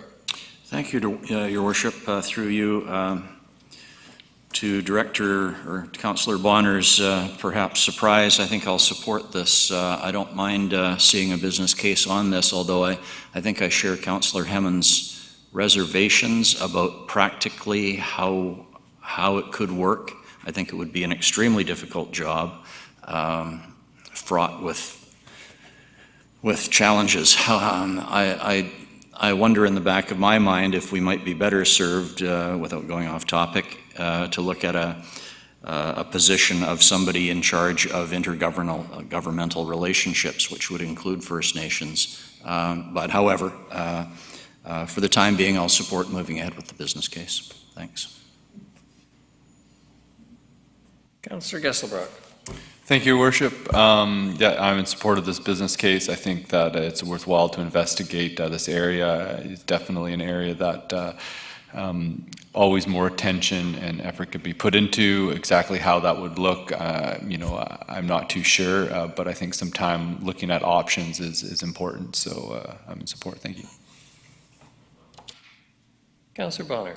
Thank you, and thank you, Councillor Thorpe, for supporting the motion. I'm going to quit now because I'm ahead. All those in favor? Opposed? Motion carries. Thank you. Ms. Gurry? Thank you, Worship. I know Ms. Hayes is here for the next presentation, but perhaps, because it's been a while and I see some coming in and out, a washroom break would maybe be in order, or shortly, before the next item anyways. Yes, I was thinking that myself, and I hate to do this to Ms. Hayes. 10 minutes, no more, please. Worship, just to clarify, are we done this topic, or are we? Okay. Thank you. Mr. Rudolph, I was making that decision by moving on to the break, but thank you for giving another opening. Just give us reports on everything. Enough is enough. You know what? There's a difference between 2 years ago.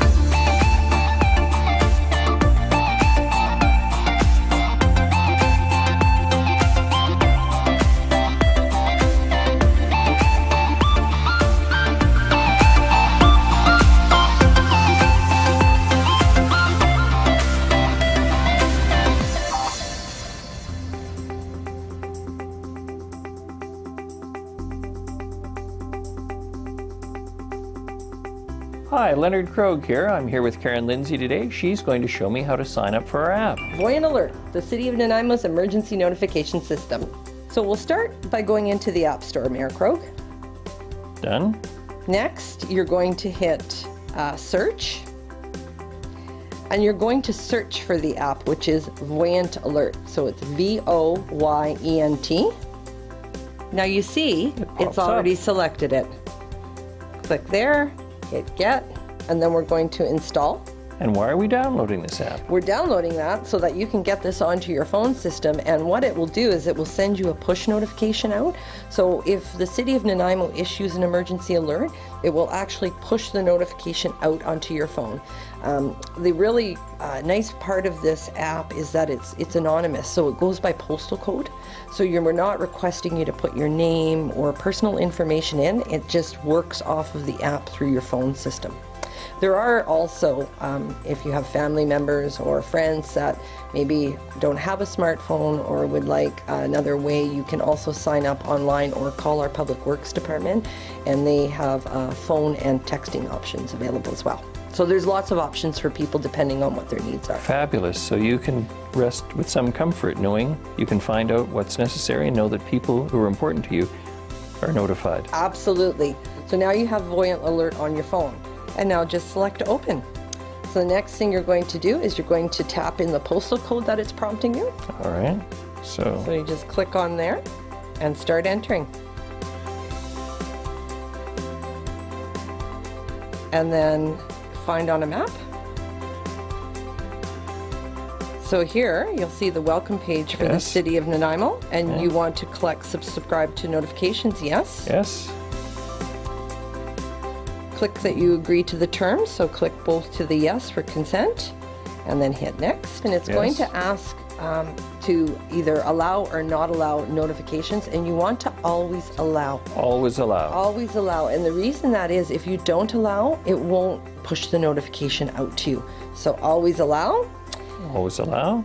And now you see here, you've got a message to accept that you've signed out. That's the two-factor authentication, and you're going to tap yes.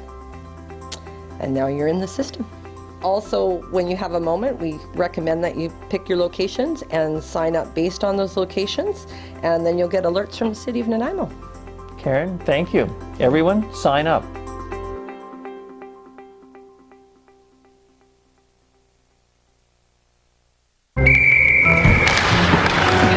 Down here, okay? There we go. Oh, hey, Tiana. Hey. It sure is the coldest rink in town. Thank you. Buddy! Nice save, James! Wow, your goalie is keeping you guys in the game. Cheers. Cheers. Oh, man, that's hot. Sorry, that's the way I like it. Oh. Go, go, go, go,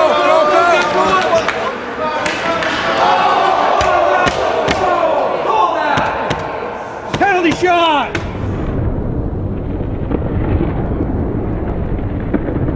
Scald? overdose from hot drinks are a leading cause of hospitalization for children under 5. 2 minutes, stand in the front, unsportsmanlike conduct. Hot tea and coffee will cause serious burns to a child in less than a second. Got a kid? Use the lid.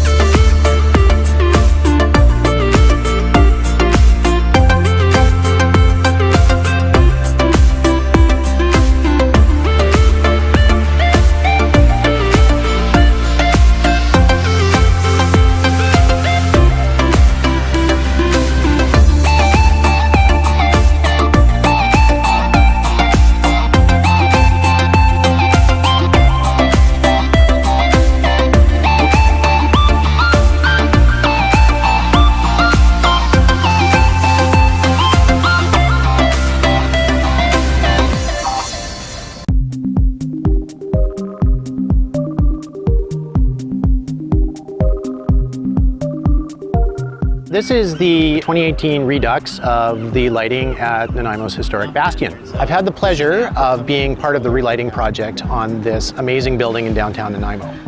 So what we did is we've replaced the original high-pressure sodium lights, which basically did an okay job of lighting up the bottom 10 feet of the building, and replaced them with modern LED lighting that has the capacity to change color.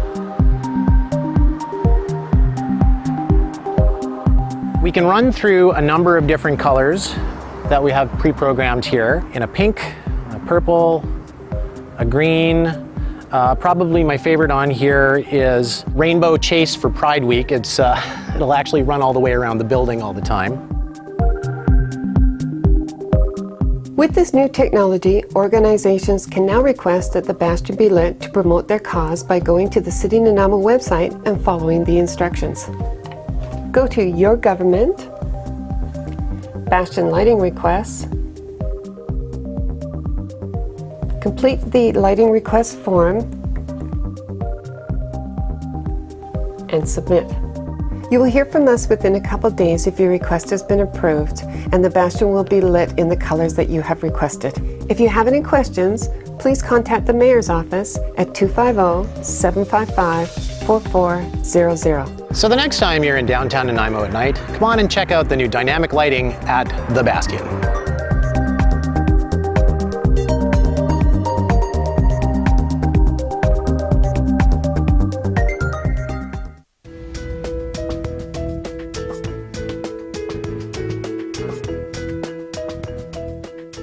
We're here today to make a couple street names. There was some vandalism in town, and we're just going to make replacements. And the roads today, we're doing our Dundas Street and Bruce Avenue.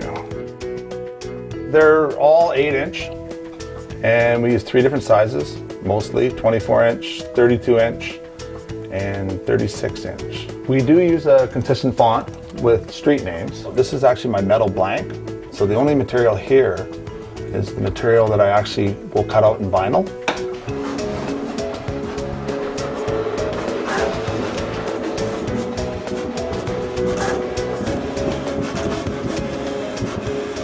From here, we have to take out the vinyl that's not needed, which is the outer. So all we want to do is save the inside borders. From here, we actually have to put a transfer tape on it. And what this does is it allows us to take the blue vinyl and pull it away from the clear backing that it's on, so we can apply it to our aluminum blank. Now that we have our 2 sheeted piece of vinyl, we take our aluminum blank, which has high intensity diamond grade, which you can see behind me. We have all different colors. We have orange, yellow, white, depending on the type of signs. Most of our white signs are regulatory, and the yellow ones are warning signs. And right here, all I'm doing is pushing the transfer tape a little tighter to the vinyl. And then from there, we peel it back, our plastic, which basically leaves us with a big sticker. We put it on the aluminum.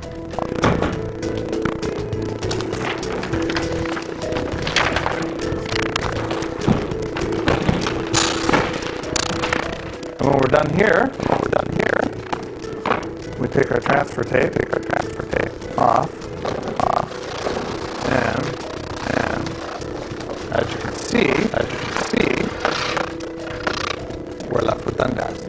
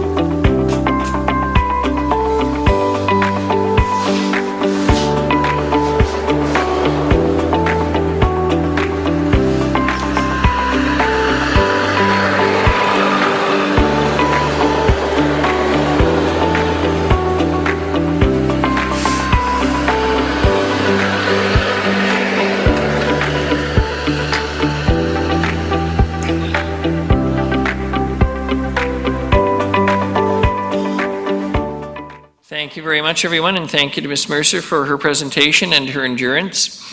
The next item is reports. Nanaimo Search and Rescue Development, 191-195 4th Street, and Mr. Harding, please. Thank you, Worship. I just wanted to bring an information update to Council since Council approved us entering a 25-year co-management agreement with the Search and Rescue. We're working away on the improvement plan as per we gave you a bit of a concept back then. Donna Hayes has been working with staff as well as particularly close with the Search and Rescue is here to give a bit of an update. I want to make sure because some of the building permit processes and DPs will start coming through Council, so we also want to make sure you're aware of where we're at. And then also as we're mentioning with the funding issues that will include any other these future phases in the next rendition of the capital planning process. So right now I'll turn over to Don Hayes, which can give Council some update, and we're here to answer any questions. Thank you very much, Mr. Harding.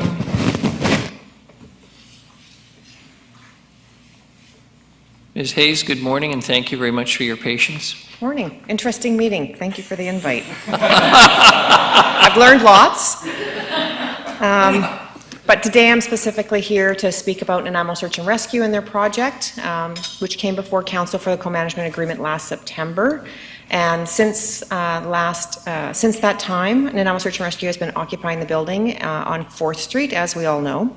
Hopefully you're all familiar with the building, and if you know anything about it, and if you've seen, I know that staff has some images they could show you if you want to see where we're at with that project. But the building does require a major upgrade, both structurally and for fire purposes. And that is to bring it up to the code, and here's the drawings now for you to take a look at, to bring it up to the current code and for what we actually need to use the building for. So what we've been working on with Nanaimo Search and Rescue is as our client is putting together a comprehensive development permit. When we did that, several issues came up. The properties actually are one lot, so that's going to be rectified. They're actually zoned differently. One is zoned residential, one is zoned for the fire hall that was there previously. So we've been spent the last few months tidying up those issues, and you would have heard a bit about that on your council agenda already. And where we're at with development permit is our comprehensive letter has been issued, and we are just resolving a few of the last questions that have come up as part of that. We have actually been working on budgeting for the project, and to that end, we have put together a budget. We know that the overall budget for complete improvements is going to run $2.492 million. And that project is to be divided up into 4 phases initially. Through joint discussions with the different departments at City Hall, planning, engineering, and building permit, we've actually had to amalgamate a couple of our phases, understanding that things like sprinklering the building for fire protection was in phase 2. We've become aware that that actually has to be pushed into phase 1 as we put the trucks down below and open up the bays where the fire trucks previously were. So we have been working with staff on a comprehensive plan on how that 4 to 5 phase project actually rolls into 2 phases. We are actually ready to put in our building permit application, and it's our intention to do that later this afternoon or tomorrow morning, depending on when I make it back to my office. And so we're that far along. What I wanted to really talk about today was that there was always an understanding that the building is owned by the city and occupied by Nanaimo Search and Rescue. And so the $2.49 million is really a joint funding opportunity for both groups to put funding in. For Nanaimo Search and Rescue, they have had a donor donate $1 million to their project. That donation was actually verbally given over a decade ago, and has been sitting in our donors' pockets until time that we could actually prove that Nanaimo Search and Rescue had a home and had an actual comprehensive plan to bring the building up to a standard that is required. And we were actually able to prove both of those things earlier this year in about February before COVID hit, and I got to be at the signing of the check where the donor actually wrote a check for $1 million and handed it to our client. So that means right now, our client has $1.2 million in their bank. They've actually paid out a couple $100,000 for design team and to get to where we're at now, but they have over $1 million to invest as their portion of the project. We've divided the project. We've given comprehensive documents already to city staff explaining the portion that would be paid as the landlord or as City Hall and as the tenant cost. So we've divided that out. And they divide roughly as about 1.3 cost to the city and 1.2 to Nanaimo Search and Rescue. The update that I want to give today is that our client is anxious to proceed. The facility as it is right now is not working well for them. You will not see a lot of Nanaimo Search and Rescue trucks sitting on the site. They're sitting at their homes. Understanding that they have over 60 volunteers that can respond at any given time to an emergency, and a vehicle is at somebody's home. It can't actually be left at the site right now because we don't have access to the bays down below, and if we leave the trucks outside, they're vandalized by the time our guys get to work for an emergency call. So we can't leave them on site. We can't leave the boats on site if they're not secure, because then they're vulnerable and we end up showing up and our boat might have missing parts off a motor, or our trucks have been vandalized and we can't start them. So our client is prepared to invest their $1.2 million portion right now and wants to get started on phase 1 and 2 immediately. That was their instruction at my last meeting with them about 2 weeks ago. They are actively speaking to their 60+ volunteers about who has contacts in the community to provide materials or supplies and donate time if they can, whatever they can to put into the project. But they're prepared and actually have cash in the bank right now to pay for their portion. And so we thought it was timely, and I can see after the agenda this morning and being exposed to your whole process, very timely to tell you the other portion, the next phase of the project that we need the city to actually fund as the landlord portion.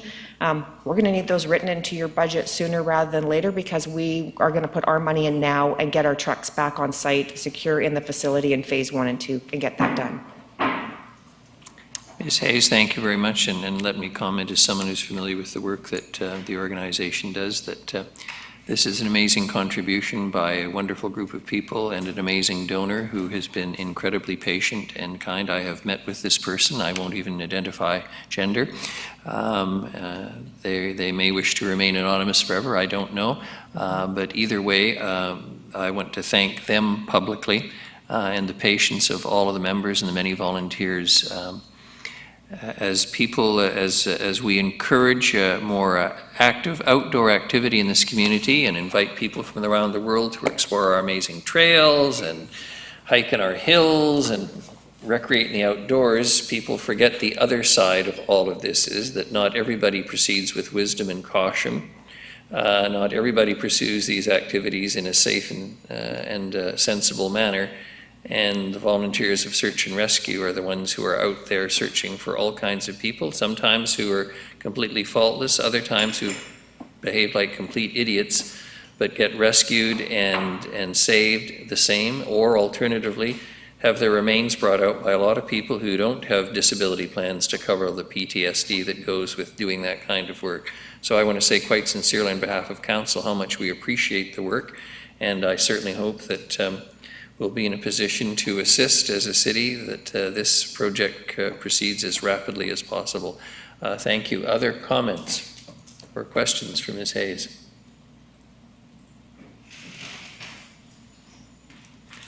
Thank you. Thank you so much, and again, thank you for your patience this morning. Councillor Bonner, sorry. Okay. When you said sooner than later, what does that look like? Is it going to have to be for this budget coming up? So we recognize due to COVID early on, and we've been in discussions with staff almost daily on some of these issues, we realize it's not going to make it into this budget that you're talking about today. And that's why Nanaimo Search and Rescue has come forward and said, we'll put our full money in now to do the portions that we can do. Well, I realize it's not going to be next year. It definitely, you need to be talking about it this year to be in the budget after that, and I'm sure that Mr. Harding and Mr. Groot can provide further information as we've given them all of the numbers and the breakdown on how it works and what responsibility lies where. It's not a 5-year conversation from now. It has, you need to be talking about it now. I don't think it will be in this year's budget, but it definitely needs to be in the next. Councillor Turley. Thank you, Your Worship. I'm not sure if this is a question for Ms. Hayes or for staff, but given the process when the building construction starts as to when occupancy can happen, in other words, can a portion of the building to provide facilities, for example, housing the truck and the boat, happen before the building is actually totally completed, or is there strict rules on that? So that is a good question, through your worship, to Councillor Turley that I can actually speak to.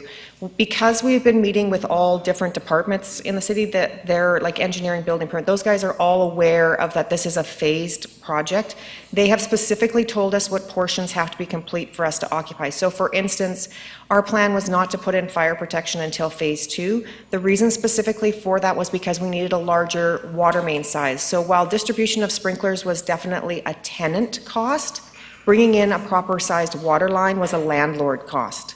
But because that's been bumped up to phase 1, we have to have that. And so they've specifically laid out some lines that we have to meet. So we have to have fire protection, and we have to have our structural component where the garage doors are going in on the one elevation. Those pieces are can be in phase 1, and our client can pay for those portions up front. So yes, we've drawn those lines in the sand. We'll get occupancy of those areas as we go. Thank you very much. Thank you. Appreciate it this morning. Thank you. Am I supposed to sanitize this? Okay, I'm doing it just quickly. Okay.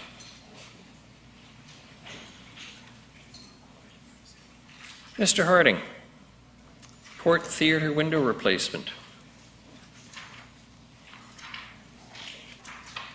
Thank you, Worship. Just another ongoing, longer-term issue we've been dealing with, this building and the windows, and we just wanted to make sure Council's aware when they start seeing some of the dollars in the next capital planning of these windows in there. Mr. Groot's also here to answer any more of the technical questions, but it has been a design issue and a product issue. We've dealt with that building with Port Theatre for a number of years. And again, just want to make sure Council's aware of what's going on with it and some of the background. So when you do see it coming up, you'll have some more information about it. But if there's any questions, particularly about the windows or where we try to do things, we can answer those questions. Councillor Turley. Thank you, Your Worship. Through you to Mr. Harding or whoever can answer it. I was actually quite surprised that the first windows began to fail, and I think it was 2008, about 10 years later. Is that common on this type of window? It's a different system that we're used to. It's a proprietary design. We don't, as far as I know, I don't think we have any other windows that we have in this with it. It's a breathable type of system, but it has been an ongoing issue with us. And again, this moving forward, again, next replacement is to find that solution. Thank you. Any further questions on this presentation? Mr. Groot, did you want to add something to this, or you're going to be No? As long as the information's there for council, we're happy. Thank you very much. The next item is C6C, Soroxman Stadium fencing. Again, it's an information item for your councils. As we were doing the lights and work with the lights, it became more evident during some assessment that what we traditionally or locally call the green monster at Soroxman Stadium, which council will see tonight closer when they go there, was beyond serviceable life and a life threat situation, so we did have to remove it, and with that have to replace it. And so there's giving the information on there and how we're funding that and proceeding with that work as soon as we can.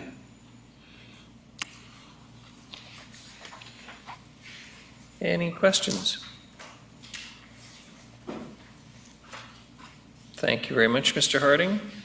You're off the hook for a little while. Next is the Heritage Facade Grant, 45 Victoria Crescent. Mr. Lindsay?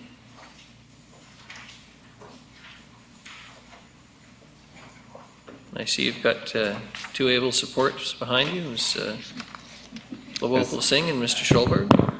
Thank you, Your Worship. Mr. Schulberg's here with us this morning, and certainly happy to answer any more detailed questions. In general, we're looking for council's support on the approval of a heritage facade grant for the property at 45 Victoria Crescent. The grant, Your Worship, is outlined in the reports for $10,000, which is half of the annual amount that we set aside for this grant program.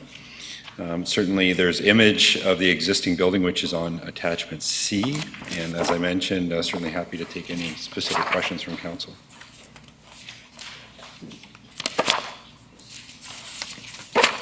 Any questions? Councillor Martman. Oh, sorry, we've got, no, they jumped ahead. Sorry, Councillor Brown, Hemmons, and Martman in that order. I just turned to you and they were flashing their lights. Councillor Brown. Thank you, Your Worship. I'm just curious on, what's the overall condition of this building?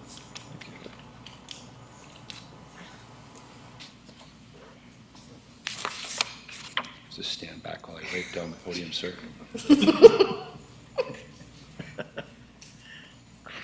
Should have been prepared, Chris. Some are more efficient at cleaning than others. Yeah, sorry. I wasn't all this little packaging. We all bring different talents to the table.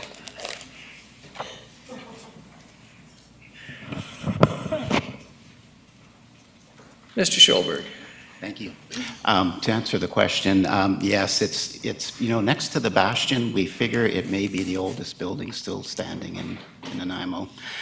It does have its challenges when you look at different angles of the building, certainly, but there was no structural assessment done on it, but what I can say is it's still fundamentally intact at this point in time, and yeah, that's the best answer I can provide. Councillor Hemmons. Thank you, Your Worship. I'm going to ask a question on top of that one and then another. It is just the one standalone building. Those buildings, do they share common walls? Correct. Yeah, it's sort of, it's actually like two peas in the pod when you look at the building next door, which was the old hardware store. They literally had the same facade appearance at one point in time. Okay.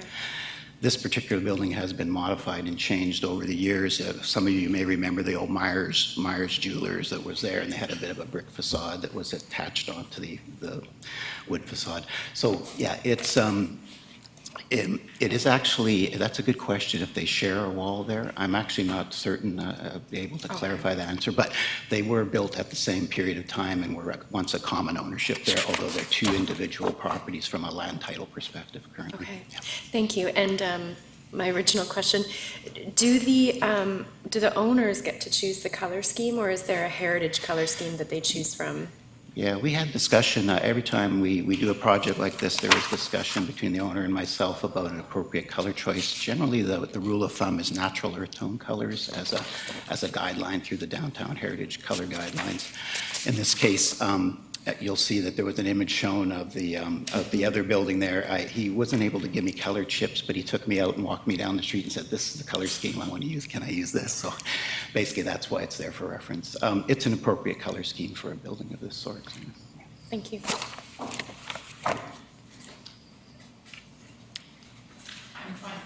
Someone care to make the motion? Councillor Bonner, seconded Councillor Thorpe. Any discussion? All those in favor? Opposed? Motion carries. Thank you very much. The next is the BC Healthy Communities Plan H grant applications. Mr. Lindsay. Thank you, Your Worship. And as outlined, this is simply a report for information, just advising council that we've made application for 2 grants, one for a $5,000 application for a community connectedness grant and $15,000 for a healthy community engagement grant. The report, I think, outlines in detail what we hope these funds will allow us to achieve, but Ms. Bhopal-Singh is here this morning if there's any specific questions that council has on this. Councillor Turley. Oh, pardon me, Councillor Hemmons, are you done? Nope. Please.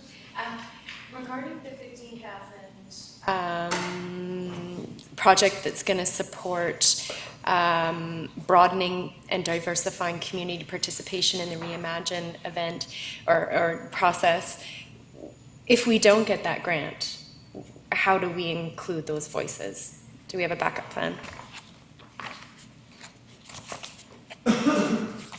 Ms. Bhopal-Singh. Through the Mayor to Councillor Hemmons, we would be doing that through a lot of in-kind efforts on the part of staff. The use of these grants would be intended to provide capacity directly to groups to host their own. So, for example, providing food, honoraria, and other things to reduce barriers. So, right, and so if we don't receive this funding, what we is would our be option? looking at other alternatives Okay. to fund that. Okay, I think it's a including- wonderful application, yeah. Okay. Oh, beg your pardon, could you hear me? I could. Okay. It's a bit soft. Yeah, I wasn't quite able to hear. Don't be afraid to approach the mic. It may be covered with germs, but as long as you don't touch it. Councillor Turley. Thank you, Your Worship. Through to staff, I read over the reports and I didn't see anywhere referred to matching grants. So I'm assuming these are just grants and we're not required to match it. That's correct. Councillor Bonner. Thank you, Worship. Through to Ms. Bhopal-Singh. Is anything coming out, once the grants are used up and money is there, is there any, what are the options for continuing the services? And are they just one-off things that'll just happen? And would we be not so much on the hook, but like would there be expectations of continually funding some of these items? Okay. With the first one, which is for Nanaimo Age-Friendly Community Society, that both are one-off grants. With that one, we would look at continuing to support them as we've been in kind. You'll see that they accessed funding from the United Way to get their website and to look at how to connect seniors with resources. And we've been bridging, what we're looking at with this $5,000 is bridging and linking with the Health and Housing Task Force work on the Help Seekers platform and making sure that there is use of that information for seniors. So we would just continue with that in kind. And it's a pretty small grant, but it does help them hire a student and do some outreach.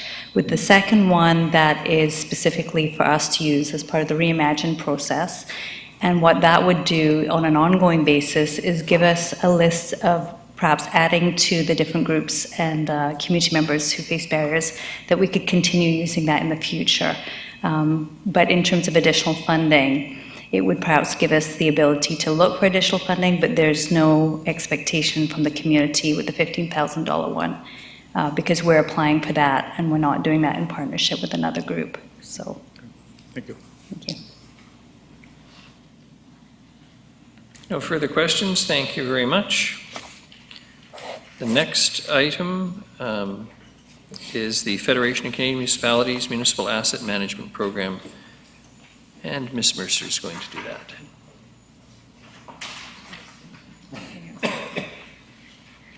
Thank you, Your Worship. So we are looking for Council's approval to apply for grant funding in the amount of $50,000 under the Municipal Asset Management Program, and this is for an asphalt level of service study that we're undertaking. And as part of the application, we need council approval to do that. Any? Councillor Bonner. Thank you, Worship. I was a bit confused on this. We're studying our asphalt on the roads? I will kind of defer Probably. that to Mr. And the reason I'm Sims. asking the question is I remember better part of over a year ago, we had a presentation on the work that has been done studying all of the roads and the asphalt on them and the conditions of the roads so that we have this plan in the future and they can't go over the curves sort of thing. So is this part of that, or is it, like, how does it relate to that particular program? And I'll defer to Mr. Sims to answer that. Mr. Sims. Thank you, Worship. It's a good question. The work that you've heard Mr. Rosen speak about is really the condition of the asphalt that currently exists. The level of service study is along the lines of, is this acceptable? Can we allow our asphalt to continue to decline? Is that okay? Like, will the public tolerate more potholes, as an example? So currently we are at about a funding deficit of about $2 million a year to keep the asphalt at the current level of service or the current condition. But there's probably some decline that we can tolerate, or the community can tolerate, without getting to that point of total failure. So it's just trying to get that nuanced, and that'll help fine tune what we should be funding that asset to, if that helps. Mm-hmm. Yeah, thanks. Just asphalt lasts longer if there's less cars on it and more bikes. Thank you for that insight, Councillor Bonner. But we don't have to do a study now, I guess.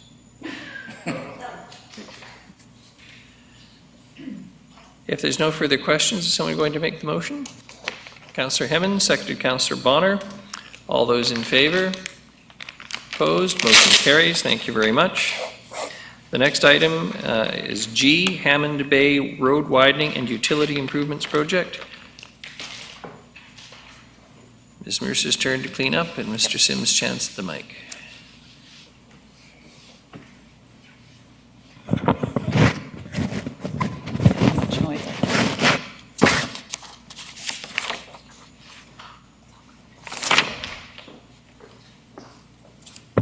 Mr. Sims, thank you. Thank you, Your Worship. Just a series of information reports. The first one is on the project on Hammond Bay, which the community suffered through for a better part of 12 months. This was one of the original projects that did not receive any bids when we first put it out to tender. I believe it was 2 years ago. So, and when we finally did get it a successful tender, we bumped the budget at that point, and then again now. This has been a challenging project just due to the condition of the existing road. There was no gravel under the road that was not foreseen. And over the course of the winter time, we had an additional slope failure on the DFO property. There's a number of springs on that property that, with saturated soil, we lost the slope. So all of that sort of contributed to the cost. In addition, we continued to modify the traffic control. At first, it was flaggers and 15 or 20-minute waits, which elicited a fair number of complaints. But as we evolved it, I think it certainly got better. So the funding's available within the existing budget. It's a matter of transferring from other projects, and this is really just an information report. Just the dollar value puts it over that threshold that we just disclosed to council. Mr. Sims, if I may, being familiar with the area and that stretch of road and the difficulty of the location and all the challenges that were absolutely unavoidable, I just want to say thank you for that job. Frankly, I hate to say this, and I'm not minimizing it, but that was a bad budget item. The fact that it was only cost the extra that's been outlined in your report to me is almost amazing. I can be hard pressed to think of a more difficult place to do work, and particularly given the volume of traffic that flows down Hammond Bay Road every day. So compliments to everyone involved. Any other comments? This is just for our information. Thank you, Your Worship. Thank you very much. The next is the Sanitation Service Review. Again, Mr. Sims. Thank you, Your Worship. It's Council's well aware of our automated waste collection system, which I think it was cutting edge, and we're starting to see more and more municipalities across North America go to this type of collection. When we went into it with a number of assumptions, many of which were optimistic, and now we have the benefit of hindsight and experience to say, how can we improve ourselves? We're stretched, it's challenged. The pandemic has thrown a bit of a loop into it. The new equipment has taken some getting used to, so we're seeing consumer behavior throwing out lots of boxes from Amazon as an example, which is startling. Recycling is a challenging item to collect because things are lofty and big, and the trucks don't necessarily compress it, and then you take it to the recycling depot and they don't necessarily want to fall out of the back of the truck, as one example. So our staff are working long, hard, extra hours, overtime to try and keep up, especially during recycling weeks.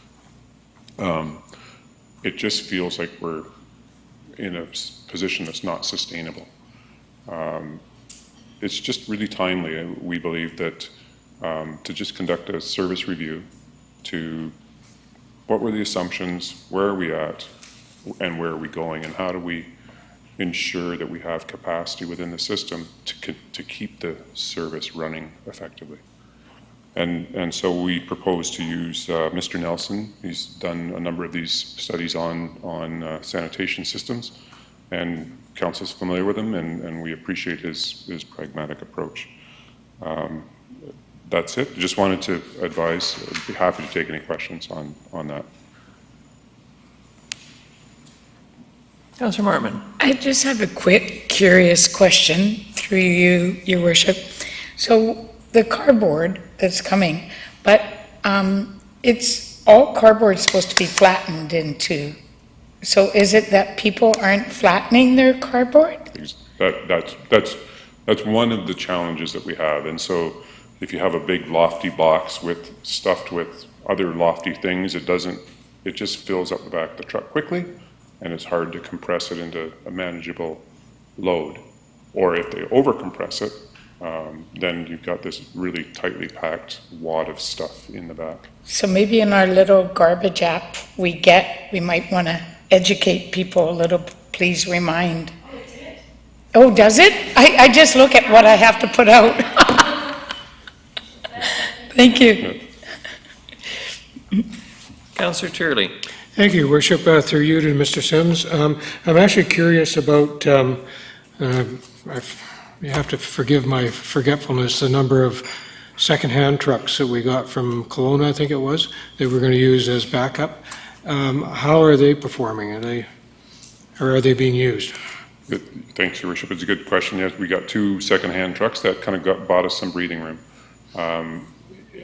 It still feels like we're behind, and Council's approved another truck for the let me just remember this, because it's 2019 budget, which we ordered, and we're expecting it'll be here any day now. We believe it's in Vancouver, so in the next month or so it should be on the road.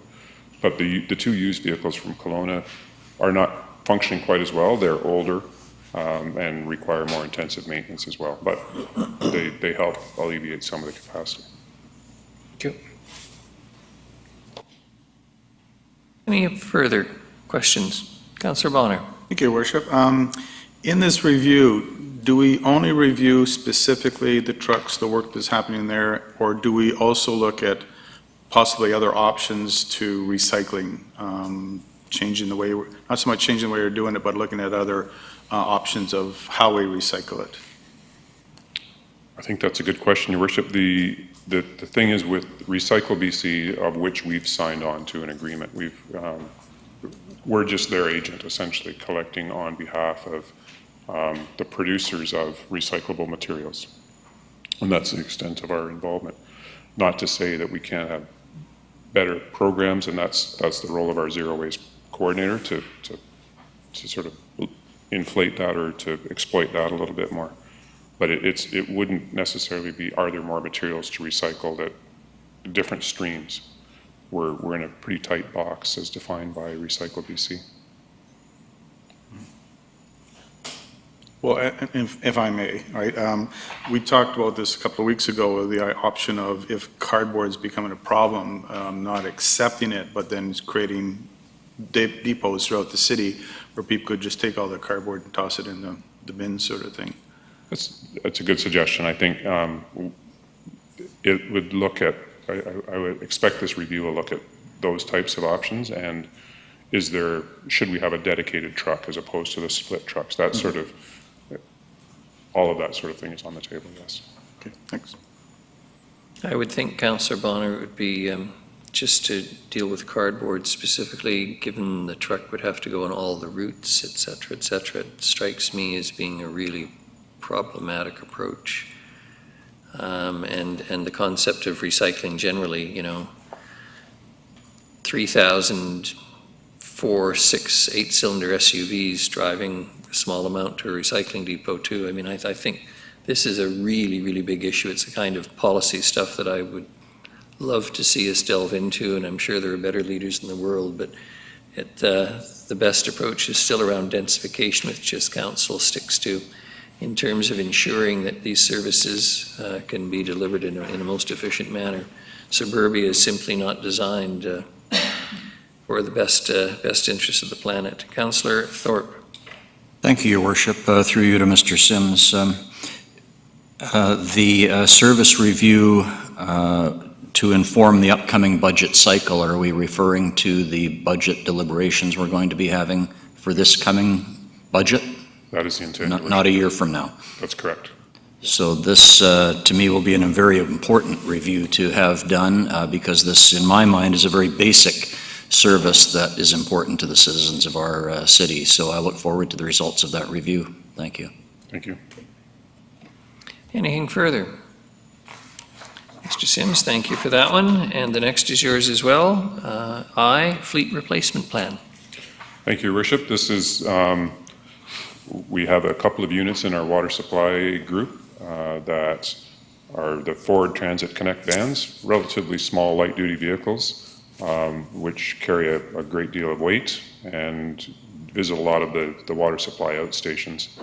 So they're failing a little bit early, so the purpose is just to transfer some money from 2 other vehicles to purchase this year and defer the purchase of those 2 vehicles until next year.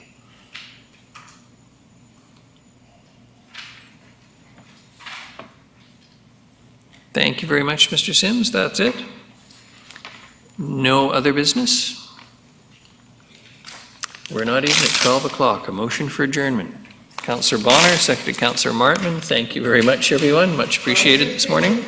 All those in favor? Yes, sorry. Go through the pro forma vote. Unless someone's opposed to adjourning, of course.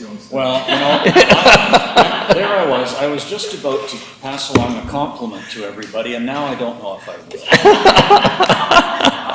will. Seriously, I wanted to thank everybody for their patience again for another marathon meeting yesterday, and your attendance, Councillor Martman, I appreciate it, and your contributions, and I meant what I said at the end. I thought the level of debate was quite impressive, so thanks everybody, appreciate it. Well, thank you, Chair Thorpe. As I remind you from time to time, it's a lot easier herding 8 cats than 18.